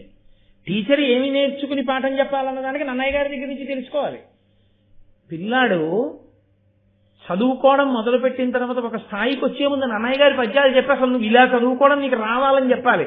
లేకపోతే వాడికి ఏం అలవాటు అవుతుందంటే గురువు గారికి పేర్లు పదులు పెట్టడం అలవాటు అవుతుంది. కాబట్టి సరే ఇదంతా అసందర్భం అని నేను అన్నగాని భారతం మాత్రమే అంటారు. కాబట్టి ఇప్పుడు ఇలా సాధన చేయలేని వాళ్ళు కొందరు ఉన్నారు కదండి. మరి అందరూ వింటున్నారు, ఒకడు వృద్ధిలోకి వస్తున్నాడు. ఎందుకు వస్తున్నాడు? చీకట్లో దీపం ఆరిపోతే బాణాలు వేసి నేర్చుకుంటాడు, ఇంటికి వెళ్ళి హాయిగా పడుకోడు, సాధన చేస్తూనే ఉంటాడు కష్టపడి. కాబట్టి అతను సమున్నత స్థితికి వెళ్ళిపోతున్నాడు. మిగిలిన వాళ్ళు ఏం చేయొచ్చు? రెండు చేయొచ్చు. ఆయనలా సాధన చేయొచ్చు. పురే నువ్వు ఎలా చేస్తున్నావురా, మేము అలా చేస్తాం, ఫోన్లే వాడంతా కాకపోయినా కొత్త ఎదుగుదాం మనం కూడా. ప్రేమ చేత ఆదర్శంగా తీసుకోవచ్చు. రెండు, వీడు ఏమీ చేయకుండా అలాగే ఉండి వాడంతా గొప్పవాడవడం ఏమిటని ఏడవచ్చు కాదు. రెండు మార్గాలు ఉంటాయి. క్లాస్లో ఫస్ట్ ఒక్కడే కదండి ఉంటాడు. కాబట్టి ఆ ఒకడిని ఆదర్శంగా తీసుకోవడం నేర్పాలి తెలుసా అండి ఉపాధ్యాయుడు. ఆ ఒకడిని ఆదర్శంగా తీసుకోవడం మిగిలిన పిల్లలకి నేర్పకపోతే ఏమవుతుందో తెలుసా? ఈ జాడ్యం పిల్లలతో పోదు, తల్లిదండ్రులు కడుతుంది. ఎదురింట్లో అబ్బాయికి ఎప్పుడూ ఫస్ట్ వస్తుంది, మా అబ్బాయికి ఫస్ట్ రావట్లేదు, ఎందుకు రావట్లేదు అంటారు. కానీ వాళ్ళ అబ్బాయి ఏం చేస్తున్నాడో మీ అబ్బాయి చేస్తున్నాడో ఆలోచించరు. కాబట్టి ప్రేమతో ఆదర్శంగా తీసుకోవడం రాకపోతే శీలం పాడైపోతుంది. దుర్యోధనాదులు అదే చేశారు. కౌరవులు వాళ్ళు ఏం చేశారంటే అనిలాత్ముజు బలమును అర్జును కార్ముక కౌశలంబు శూరగుణంబుల్ మనమున సహింప నోపక వనరుచు ధృతరాష్ట్ర సుతులు వందిరి తమలో. పూర్వం దేని గురించి ఏడిచారు? భీముడి బలం గురించి ఏడిచారు. ఇప్పుడు దేని గురించి ఏడుస్తున్నారు? అర్జునుడి విలువిద్యా కౌశలం గురించి కూడా ఏడుస్తున్నారు. ఇంకో దాన్ని దేనికి ఏడుస్తున్నారు? ధర్మరాజు గారి యొక్క ధార్మిక గుణాలకు ఏడుస్తున్నారు. ఇంకా దేనికి ఏడుస్తున్నారు? ఇంత తేజోవంతులైనటువంటి పినతల్లి బిడ్డలు నకుల సహదేవులు వీళ్ళతో కలిసి ఇలా ఎందుకుంటున్నారని ఏడుస్తున్నారు. వీళ్ళు ఏడవడానికి వాళ్ళ గుణాలు పనికొచ్చాయి, వాళ్ళు వృద్ధిలోకి రావడానికి వాళ్ళ సాధనలో పనికొచ్చాయి. నువ్వు ఎందుకు పాడైపోతున్నావో నువ్వే తెలుసుకోవాలి. ఆయన ఎందుకు గొప్పవాడవుతున్నాడో నువ్వే తెలుసుకోవాలి. రెండు నువ్వే తెలుసుకోవాలి. ఆయనంత గొప్పవాడు ఎందుకు కాగలుగుతున్నాడు? దినదిన ప్రవర్ధమానం ఎందుకు అవుతున్నాడు? ఆయన ప్రవర్తన ఏమి? నేను అలా నేర్చుకుందాం. ఉదార హృదయుడవై ఉండాలి. రెండు, నేనేం చేయలేకపోతున్నాను నేనే తెలుసుకోవాలి. అంతేగాని చదువు అంటే చదువు అనే చదువు ఒకటి ఉంటుంది. నేను ఒకళ్ళని చూస్తుండేవాడిని, ఎందుకులేంటి పేర్లు అవి బాగుండవు. శీతాకాలంలో లేచి తెల్లవారుజామున 4ంటికి రాత్రి చదివేస్తాను 11 వరకు అని క్షణికాకర్షణ అలా చూస్తూ ఉండిపోవడం. దేన్నో మీకు తెలుసు, నేను అనక్కర్లేదు. తెల్లవారుజామున లేస్తానని అదేం చేస్తుంది? దానికి ఉన్న క్రమశిక్షణ నాకు లేదు. 4ంటికి నేను లేవాలి, నువ్వు మోగు అంటే ఇంటికి ఒక్కరిచ్చినట్టు 4 అయ్యేటప్పటికి సెకండ్లతో కొట్టేది. అంతకన్నా ఏమైనా చేస్తుందంటే ఈడికి లెంపకాయ కొట్టి లేపుతుందా? ఒక యంత్రం అది 4ంటికి నన్ను లేపంటే గంట కొట్టి శుభప్రదంగా మంగళప్రదంగా గంట మోగుతూ లే అని లేపు. నువ్వు దాని నోరు ఇలా పట్టుకుని నోరు మోయి, నువ్వే కదా లేకపోన్నావు, నువ్వు నిద్రపోయావు. ఎన్ని మాటలు దాని కంఠం నొక్కావో అన్ని మాటలు నువ్వు మెట్లు దిగావు. ఎన్ని మాటలు నువ్వు లేచి దాన్ని పవిత్రంగా చేతితో స్పృశించి భగవన్నామని చెప్పి నమస్కరించి లేచి నీ పనిలోకి నువ్వు వెళ్ళావో అన్ని మాటలు మెట్లెక్కుతున్నావు. లేవలేని వాడి అలారం ఎందుకు? అలారం పెట్టుకున్న వాడికి నిద్రపోవడం ఎందుకు? రెండూ తప్పులే. ఇది సాధన లేకపోవడం. పైగా పక్కవాడి మీద ఏడుపెందుకు? ఈ అసూయ అన్నది ఒకటి వస్తే వచ్చేవి జారుడు మెట్లే. నన్నయ్య గారు ఏదో సరదాకి రాసిన పద్యాలని మీరు అనుకోకండి. ఎవడి జీవితంలో వృద్ధిలోకి రావాలనుకున్నా ఆయన తెర వెనక చేసేటటువంటి సాధనని మీరు గమనించవచ్చు. కాబట్టి ఆ సాధన అన్నదే అంత అవసరం. కొన్నాళ్ళయింది. అయిపోయిన తర్వాత ద్రోణాచార్యుల వారు అందరు శిష్యుల్ని పిలిచారు. పిలిచి దానికి మళ్ళీ ఒక గౌరవం ఒకటి ఉంటుంది. ఏమిటి అంటే అందరికన్నా వయసులో పెద్దవాడు ఉన్నాడు కదా, వాడిని ముందు పిలిచి అడుగుతూ ఉండాలి. కాబట్టి ధర్మరాజు గారిని ముందు నించోబెడుతూ ఉంటాడు. ఆయన స్కూల్లో పొడుగు వాళ్ళని ముందు నించోబెడుతూ ఉంటారు. అప్పుడప్పుడు పొట్టి వాళ్ళని ముందు కూర్చోబెట్టి పొడుగు వాళ్ళని వెనక్కి కూర్చోబెడతారు. నువ్వు ఉంటే వాడికి కనబడతారా అంటారు. అవసరాన్ని బట్టి మారుస్తూ ఉంటారు. ద్రోణాచార్యుల వారు ఎప్పుడు ధర్మరాజు గారిని పక్కన నించోబెట్టేవాడు, వయసుని సిద్ధాంతంగా తీసుకొని. కాబట్టి నిలబెట్టి ఆయన అన్నాడు, ఇదిగో ఆ చెట్టు మీద పక్షిని చూశావా అన్నాడు. కృతకమైన పక్షిని పెట్టారని మీరు అనుకోవచ్చు, తప్పేం లేదు. పెట్టి ఆ పక్షి తల కనపడుతోందా, బాణం వేసి కొట్టగలవా, ఇంకేమైనా కనపడుతున్నాయా అని అడిగాడు. అయితే ధర్మరాజు గారు అన్నాడు, పక్షి కనపడుతోంది, చెట్టు ఆకులు అన్నీ కనపడుతున్నాయి, నువ్వు వెయ్యక్కర్లేదు బాణం, అదొక వృధా. పక్కకి వెళ్ళాడు. ధర్మరాజు గారిని నెత్తినెక్కించుకోలేదు. ఆ తర్వాత భీముడిని పిలిచాడు, నకులుడిని పిలిచాడు, సహదేవుడిని పిలిచాడు, దుర్యోధనుడిని పిలిచాడు, మిగిలిన 99 మంది పేర్లు గుర్తెట్టుకు పాపం అటెండెన్స్ అటుకు పిలిచాడు. పిలిచి అందరినీ ఇదే అడిగాడు, బాణం వేసి తల కొట్టేయడానికి అనలేదు ఆయన. దాన్ని తల ఛేదించాలి. తల ఒకటే కనపడుతోందా, ఇంకేమైనా కనపడుతున్నాయి అంటే పక్షి కనపడుతోంది, ఈకలు కనపడుతున్నాయి, రెక్కలు, వెళ్ళిపో.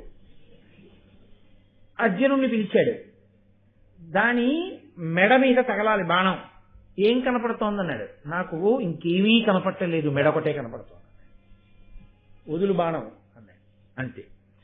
పక్షి శిరంబు తిరంబుగా నీక్షించితి ఒండుగాన నిద్యుననినన్ లక్షించి వేయుమని సూక్ష్మేక్షణుడు ద్రోణుండు పనిచే ఇంద్రతనూజున్. వదిలిపెట్టు బాణం అన్నాడు. అంతే. ఆ బాణం వెళ్ళి ఖచ్చితంగా పక్షి యొక్క మెడకి తగిలి ఆ మెడ తెగి కింద పడిపోయింది. లక్ష్య శుద్ధి అంటారు. దేని మీద దృష్టో దాని మీదే దృష్టి పెట్టగలగడం. ఇది ఎలా ఉంటుందో తెలుసా అంటే, లక్ష్య శుద్ధి అన్న మాటకు అర్థం ఏమిటో తెలుసా? అది మీరగుట. నేను అన్నం తింటున్నాను అనుకోండి, అన్నం ఏమవుతుంది? నేను జాగ్రత్తగా నా కడుపు నిండేంత వరకు అటు ఇటు పిచ్చి పనులు చేయకుండా, మధ్యలో కూడా చల్లట్టుకోకుండా అన్నం తిన్నాను అనుకోండి, ఏమవుతుంది? అన్నము నేనైపోతాను. నేను దాహం వేసి బింది దగ్గరికి వెళ్ళాను, నాకు ఎన్ని నీళ్లు కావాలో అన్ని నీళ్లు జాగ్రత్తగా గడగడగడగడగడ తాగేయకుండా చక్కగా నీళ్లు తాగాను అనుకోండి, నీళ్లు ఏమవుతాయి? నేనైపోతాను. ఎందుకైపోయాయి? దాని మీదే దృష్టి పెట్టి నీ కడుపు నిండేంత వరకు, నీకు చాలనేంత వరకు నువ్వు లోపలికి పుచ్చుకున్నావు కాబట్టి నీవైపోయాయి. అంతేగాని పరాకుగా ముక్కు దగ్గర పెట్టి పోసేశారనుకోండి, కడుపు నిండి దాహం తీరుతుందా? తీరదు. చదువునందు కూడా అంతే. పుస్తకం ఎదురుగుండా పెట్టుకోవడం తాను చదవడం కాదు, చదువుతుండగా పుస్తకం తాను ఎంత మారిపోతున్నాడు. అందుకే నేను వ్యాసుణ్ణి చదివాను, నేను నన్నయ్య గారిని చదివానంటారు. అంటే భారతం చదవడం కాదు, భారతము తానవ్వాలి. అంటే అంతగా అక్కడ చదువుతున్నప్పుడు పుస్తకము పద్యాలు కాదు, మీకు అంతఃపురము, ద్రోణాచార్యుల వారు, చెట్టు పక్షి వాళ్ళందరూ రావడం, వెయ్యమండం బాణం, అర్జునుడు వెయ్యడం, ఆ పక్షి తల కూడి కింద పడిపోవడం, ఇవన్నీ ఇక్కడ కనపడుతూ ఈ కన్నులు పద్యాన్ని చదవాలి. అప్పుడు ఘట్టం ఇక్కడ ముద్రపడిపోతుంది. ముద్రపడితే ఆయన చదివాడు భారతాన్ని, తడబాటు రాదు. ఇలా ఓసారి పైనుంచి కిందకి వెళ్తూ మధ్యలో ఒకసారి కాఫీ అయిపోయింది ఏంటి అని ఇలా మాట్లాడుతూ సెల్ ఫోన్ తీసి చదువుకున్నాడు అనుకోండి, ఆయన ఏం చదివాడో ఆయనకే తెలియదు. ఆ తర్వాత వచ్చిన తర్వాత ఎవరో ఒకళ్ళు అది కూడా ఉంది కదండి పుస్తకంలో అన్నారు, అది ఉందా బిడ్డాయి, అది ఎక్కడుంది, అదేంటి ఇక్కడ ఉంది కదండి చూడండి, అరే చూడలేదండి అంటారు. చూడలేదేంటి, చదివావుగా మరి. అంటే అక్కడ శ్రద్ధ లేదు, లక్ష్యశుద్ధి లేదు, అది తాను కావాలన్న శ్రద్ధ లేదు. ఈ శ్రద్ధ ప్రారంభం ఏమిటంటే ఎక్కడెక్కడ ఉండదో తెలుసా అండి? చదువు దగ్గర, జపం దగ్గర, పూజ దగ్గర, వినడం దగ్గర, అలాంటి వేటి దగ్గర ఉండదు. అందుకే పాపం విందామని వస్తారు, రావడంలో కష్టపడి వస్తారు, అందులో దోషమేం లేదు. ప్రారంభం ఏమిటో కానీ ఖచ్చితంగా ఇక్కడే నిద్ర వస్తుంది. అది కూడా అదేమిటో మరి ఇళ్లలో అయితే తూలిపోతారు, ఇక్కడ అలాగే కూర్చుని నిద్రపోతారు తపస్సు చేస్తున్నారు. అటు ఇటు కూడా మళ్ళీ బెసకరు. కాబట్టి అర్జునుడు అంత గురితో బాణం వేయగలిగాడు. వేస్తే సంతోషించాడు ఆయన లక్ష్యశుద్ధికి. ఇదిరా నాయనా నేను కోరుకునేది, చాలా అద్భుతమైనటువంటి లక్ష్యశుద్ధిని నువ్వు చూపించావు అని. ఒకనాడు ఇది చెప్పాడు కదండి, అదిగో చెట్టు మీద పక్షి ఉంది, ఆ పక్షి మెడ కొట్టాలన్నాడు, అది కదలటం లేదు కాబట్టి కొట్టేశాడు, అయిపోయింది. ఒక్కొక్కసారి ఏమవుతుందంటే భయము, ఉద్విగ్నత, దుందుడుకుతనము ఇలాంటివి కొన్ని ఉంటాయి. అవి దాని యందు చాలా తొందరపడకుండా, ఆవేశం లేకుండా చక్కగా ఆలోచించగలిగినటువంటి నిపుణత కూడా ఉండాలి విలువిద్యకి పక్కన. అది లేదనుకోండి, అది లేకపోతే ఏమవుతుందంటే లేనిపోని ఉపద్రవాలు వస్తాయి. అలా వెళ్ళిపోతున్నాడు, మన శత్రువులాగే ఉన్నాడని మనం వేసేసాడు అనుకోండి, పాండురాజు గారు జిక్కల మీద వేసేసినట్టు ఉంటుంది కదా. లేనిపోని ఇబ్బందులు వస్తాయి. దశరథ మహారాజు గారు అలా బాణం వేసే కదా ఉపద్రవం తెచ్చుకున్నాడు. కాబట్టి బాగా ఆలోచించి దేని కొరకు బాణం వేస్తున్నాను అన్నది ఆలోచించి వేసేవాడు అయి ఉండాలి. అలా వేసే ముందు నిలబడడానికి ధైర్యం ఒకటి ఉండాలి. ముందు తనే భయపడి పారిపోయేవాడు బాణాలు ఏం వేస్తాడు, అటు ఇటు తాను పారిపోతూ బాణాలు వేస్తే అసహ్యంగా ఉంటుంది. అది ద్రోణాచార్యుల వారంటే ఆయన ఎన్ని నేర్పాడండి, ఎన్ని గొప్ప విషయాలు నేర్పాడు నిజంగా. ఇవాళ చూడండి సమాజంలో ఒక విచిత్రం జరుగుతూ ఉంటుంది. అది ప్రమాదం జరగదు, ప్రమాదం జరగకపోయినా మాక్ డ్రిల్ అంటారు, జరిగినట్టుగా చేస్తారు. చేస్తే నిజంగా అక్కడ అలాంటి ఉపద్రవం ఏదైనా జరిగిందనుకోండి, జరిగితే రక్షణ వ్యవస్థ అంతా కూడా ఎంత సిద్ధంగా ఉంది అన్నది చూడడానికి చూస్తారు. ఏదో ఫైర్ ఎక్స్టింగ్విషర్ ఉంది, దాన్ని ఎత్తి కింద కొట్టే ఆ లోపల ఉన్న కార్బన్ డైఆక్సైడ్ అందులోంచి బయటకు వస్తుంది. ఫైర్ ఎక్స్టింగ్విషర్స్ ఉన్నాయి, అగ్నిమాపక యంత్రాలు, సిబ్బంది ఉన్నారు. కానీ ఎప్పుడు 5 ఏళ్ల నుంచి అక్కడ ఏం అగ్ని ప్రమాదం జరగలేదు భగవంతుడి దయ వల్ల. రీఫిల్ ఒకటి ఎప్పుడు మార్చాలో అప్పుడు మార్చేస్తున్నారు 3 నెలలకు ఒకసారి. కానీ నిజంగా అగ్ని ప్రమాదం వచ్చిందనుకోండి, బెల్ ఒకటి కొడతారు. ఆ బెల్ కొట్టగానే ప్రతి చోట దాన్ని ఆ ఫైర్ ఎక్స్టింగ్విషర్ ని, అగ్నిమాపక యంత్రాన్ని తీసి నేలకేసి కొట్టాలి.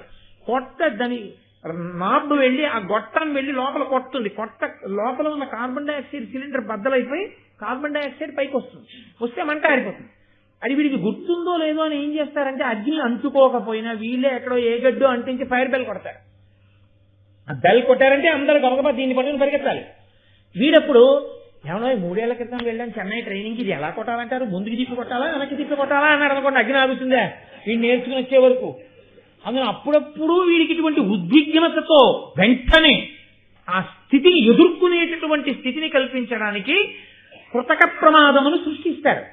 సృష్టించి వీడిలా ఉన్నాడా లేడా, వీడిలా చేయగలడా లేడా, నిలబడగలడా లేడా పరిశీలిస్తాడు. ఎందుకో తెలుసా అండి, చక్కగా ఉన్నప్పుడు మాకు చేసినటువంటి ప్రయత్నం గభాలను చేయవలసి వస్తే చేయలేని వాడు ఉంటాడు లోకంలో.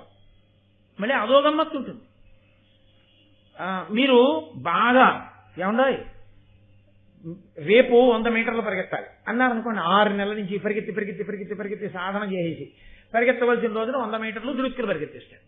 ఓ 3 నెలల పోయిన తర్వాత ఇవాళ నువ్వు ఇప్పుడు పరిగెత్తాలి అన్నారనుకోండి, ఆ మాట మీరు ముందు చెప్పలేదు, ఇప్పుడు ఎక్కడ పరిగెత్తగలం, కడుపు ముందుకు సాగిపోయింది. ఆ ఒక్కసారి పరిగెడితే చాలనుకున్నా, అస్తమానం ఇలా పరిగెత్తమంటారని నాకేం తెలుసు అన్నాడు అనుకోండి.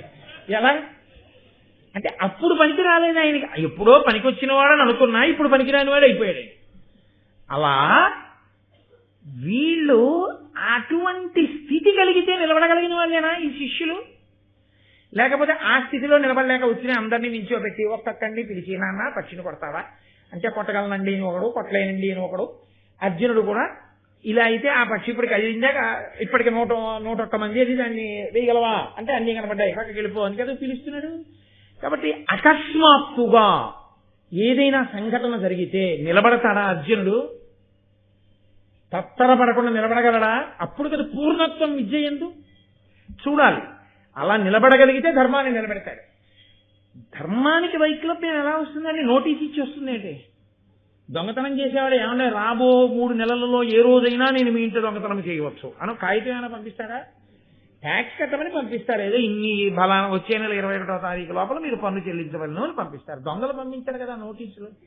కానీ పరాకుగా ఉండేవాడు ఎలా ఉండాలంటే దొంగతనం ఎప్పుడైనా జరగచ్చు అని, దొంగ ఎప్పుడైనా రావచ్చని రక్షకభటుడు ఉండాలి. అని మనలాగే రక్షకభటుడు నుంచి ఉంటే ఎలా కుదురుతుంది? కుదరదు కదా. పరాకుగా ఉండాలి. ధర్మమునకు హాని చెప్పి రాదు. ఎవడో ఉంటాడు ఉద్ధతితో ఉన్నవాడు, వాడు ధర్మానికి హాని చేస్తాడు. అప్పుడు నువ్వు వెంటనే నిలబడి అలా బాణం వేయగలవా? ధర్మాత్ముడు అధర్మము 2 ఉన్నాయి. ఒక ధర్మాత్ముడిని అడ్డు పెట్టుకుని ఒక అధర్మాత్ముడు అధర్మం చేస్తున్నాడు. ఏమైనా చేశారో ఈయన అడ్డు పెడతాడు. ఇప్పుడు ధర్మాత్ముడికి తగలకుండా అధర్మాత్ముడిని పడగొట్టాలి. పడగొట్టగలరా? అప్పటి నైపుణ్యానికి ఇది చెట్టు మీద పెట్టని చూపించి నువ్వు మెడకొయ్యి అన్నదానికి తేడా ఉందా లేదా? అప్పుడు బాణం వేసి ఏమన్నా మీరు పెట్టను కొట్టమన్నప్పుడు ఎలా కొట్టారో అలాగే కొట్టానండి, కానీ ఆయన ముందు ఇంకోటి పెట్టుకోవడంలో ఆయన దయవేసింది నేనేం చేయనండి, మా వెనకవాడు పారిపోయాడు ఏంటంటే అప్పుడు ఇంటికి ఇంకా ఈ పిట్టల్ని కొట్టడం ఇవన్నీ బాణాలు, ద్రోణాచార్యుల వారు పెద్ద శిక్షణ తరగతులు, నేనేమో నెత్తి కొట్టుకుని చెప్పడం, యుగాలు మారిపోయినా మీరేమో పనులు మానేసి కూర్చొని వినడం. ఏమిటి ద్రోణాచార్యుల వారి గురుత్వంలో గొప్పతనం? ఇక్కడ ద్రోణుడి గొప్పతనం అంటే అది. ఇచ్చట మొసళ్ళు ఉన్నవి ఈత కొట్టరాదు అని బోర్డు ఉంటుంది కొన్ని చోట్ల. మీరు చూశారో లేదో, హైదరాబాద్ నుంచి నాగార్జున సాగర్ నుంచి వచ్చేస్తుంటే మంచి గోదావరి ప్రవాహం కనబడుతుంది. ఎవరికైనా ఉత్సాహం వస్తుంది ఒకసారి గోదావరిలో దిగుదామని. కానీ అక్కడే మొసలి బొమ్మేసి, ఒకవేళ వీడికి చదువు రాదేమో అని ఓ పెద్ద బోర్డు ఎడతారు, ఇక్కడ మొసళ్ళు విరివిగా ఉన్నవి నీట ఎందు దిగరాదు. వాడు దూరం నుంచి చూసి వెళ్ళిపోతాడు. ఆఖరికి ఎండుటాకు తగిలిన ఏమైనా నేల మీదకి వచ్చిందేమో అని కారులోనే కూర్చొని అద్దంలోంచి చూసి వెళ్ళిపోతాడు కదా. అలా ఆయన ద్రోణుడు అంటే సామాన్యమైన గురువు అండి. గురువుల వైభవం అంటే ఏమిటో మీరు గమనించాలి. ఆయన ఒక రోజున నదీ స్నానానికి వెళ్ళాడు. ధర్మం అన్న మాటకు అర్థం ఉంది. గురువు గారు నదీ స్నానానికి వెళ్ళి నేను నదీ స్నానం చేసేస్తానన్నారు అనుకోండి, వెళ్ళి తొందరగా వచ్చాను గురువుగారిని వీళ్ళు పడుకోకూడదు, వచ్చాక లేకుండా. గురువు గారు వెళ్తున్నారంటే మనము వెళ్ళాలి.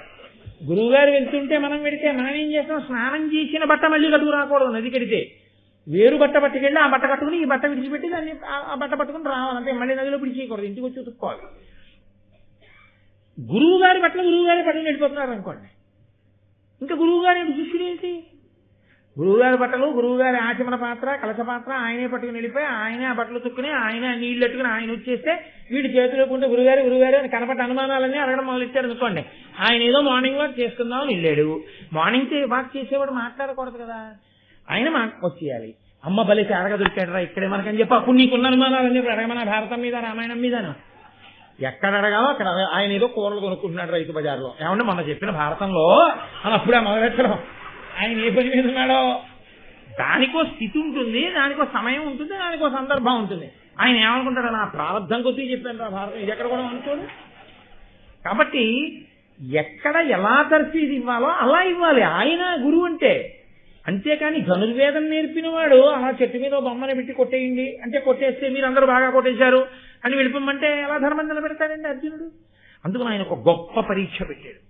ఆయన స్నానానికి వెళ్ళాడు, వీళ్ళు స్నానానికి వెళ్ళారు. ఆయన అన్నాడు నేను ముందు స్నానం చేసేస్తాను అని. ఆయన అనక్కర్లేదు, వాళ్లే అనాలి. ఎందుకంటే గురువు గారు స్నానం చేసిన తర్వాత పవిత్రమైన నీళ్లలో శిష్యులు చేయాలి కదా. గురువు గారు అంటేనే పవిత్రమని గుర్తు. కాబట్టి గురువు గారు ముందు స్నానం చేయాలి. కాబట్టి గురువు గారు స్నానానికి దిగాడు. దిగి ఆయన స్నానం చేస్తున్నాడు. ఉరే నా కాలు మొసలు పట్టేసిందిరా అని పెద్ద కేకేశాడు ఆయన. అని ఉరే రక్షించండి రా అన్నాడు. మొసలు పడితే నీళ్ళలోకి లాగేదండి. మొసలి పట్టుకుంటే చెట్టు మీద పిట్ట కూర్చున్నట్టు కనపడుతూ కాలుని అందరికీ కనపడేటట్టుగా గురువుగారి కాలు పట్టుకుని కరకరాల వదులుతూ తింటుందేంటి. గురువుగారి కాలు నీళ్లలో ఉంది, మొసలి నీళ్లలో ఉంటుంది. నీళ్లలో ఉన్న మొసలి గురువుగారి కాలు కొరుకుతోంది. గురువుగారు మొసలి ఎక్కడుంది కరెక్ట్ గా వేలెత్తి చూపించండి వేస్తాను మేడం అంటే చెయ్యి పట్టుకుంటుంది. ఇప్పుడు గురువు గారి కాలు పైన ఎక్కడుందో చూసుకుని బహుశా పాదం ఇక్కడ ఉంటుంది, నోరు ఇలా పట్టి ఉండుంటుంది, దాని మర్మావయం ఇక్కడ ఉండుంటుంది. ఒక్క బాణం కంఠం మీద తగలగానే గురువుగారి కాలు వదిలేయాలి. అంతేగాని ఎక్కడుందో అలా నీళ్లలోకి ఉండండి బాగా దొరకనివ్వండి చూస్తూ కూర్చుంటే ఈలోగా కాలు ఆయన కూడా విడిపోతాడు. కానీ అందులో పట్టుకున్నది కాలు ఈడి చేయదు. సూక్ష్మ బుద్ధితో గ్రహించి బాణం వేయాలి. అంతేకాని అది గురి చూడడంలో గురువుగారి కాలొక్కటో చూసి తొందరపడి వేయించాడు అనుకోండి, ఉన్న దీనికి తోడు ఈ బాణం ఒట్టెళ్ళి గుచ్చుకుంటుంది ఆయన కాలుకి. నిజంగా ద్రోణుడికి చాలా కష్టమైనటువంటి వ్యవహారమే. ఎందుకంటే ఎవడో దుందుడుకుగా శిష్యుడు బాణం వేశాడనుకోండి ఆ కాలు పోతుంది. అయినా బాణం పెట్టాడు ఆయన. ఎందుకు నమ్మకం? వెయ్యగలడు నా శిష్యుడు అర్జునుడు. ఎంత కాపాడగలడో, ఆర్తితో ఉన్న వాళ్ళని రక్షించగలడు, ఆ నిపుణత ఉన్నది, అలా వెయ్యగలడు బాణం చూస్తున్నాడు. కాబట్టి దానిన్నేరక అందరున్ వివశలైతారున్న అన్నిరిలో కానంగాని శరీరముంగల మహోగ్రగ్రాహమున్ గోత్రభిత్సూనుండేను శరీరం శరంబులన్ విపుల తేజుండేసి శక్తిన్ మహాసేన ప్రఖ్యుడు ద్రోణు జంగ విడిపించన్ విక్రమం గొప్పగన్. మిగిలిన వాళ్ళందరూ రక్షించండి అంటే గబగబా వెళ్ళిలా చూసి పట్టుకున్న మొసలు కనపట్టలేదు, వేసేద్దాం కానీ బాణం. నీళ్లలో ఉంది మొసలి. ఎక్కడుంది మొసలి? కనపడితే కదా మనం బాణం వేయడానికి. చెట్టు మీద పెట్ట నేర్పారు గురువు గారు. పట్టుకున్నది అలా పెట్టేదైనా పట్టుకుంటే పడతాం, మొసలి పట్టుకుంటే ఏం పడతాం?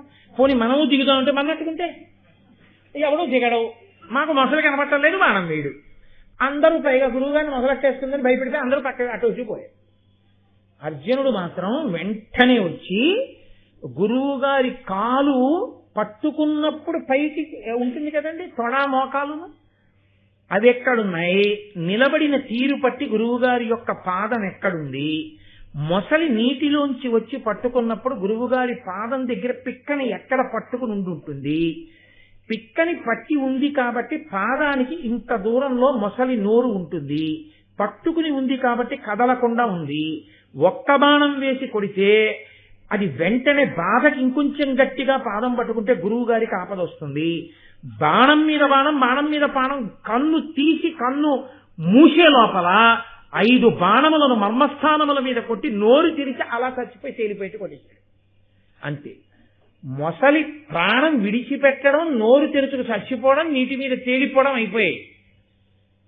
తనని రక్షించుకోలేనివాడా ద్రోణుడు.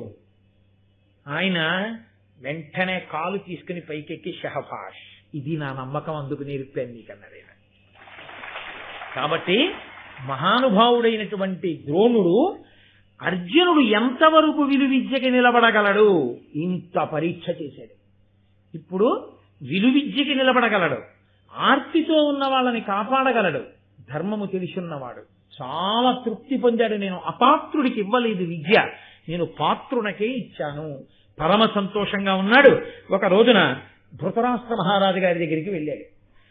నీ పిల్లలందరికీ విద్యాభ్యాసం అయిపోయింది, నేను చెప్పాను, నూరి పొయ్యగలిగినంత నూరిపోశాను.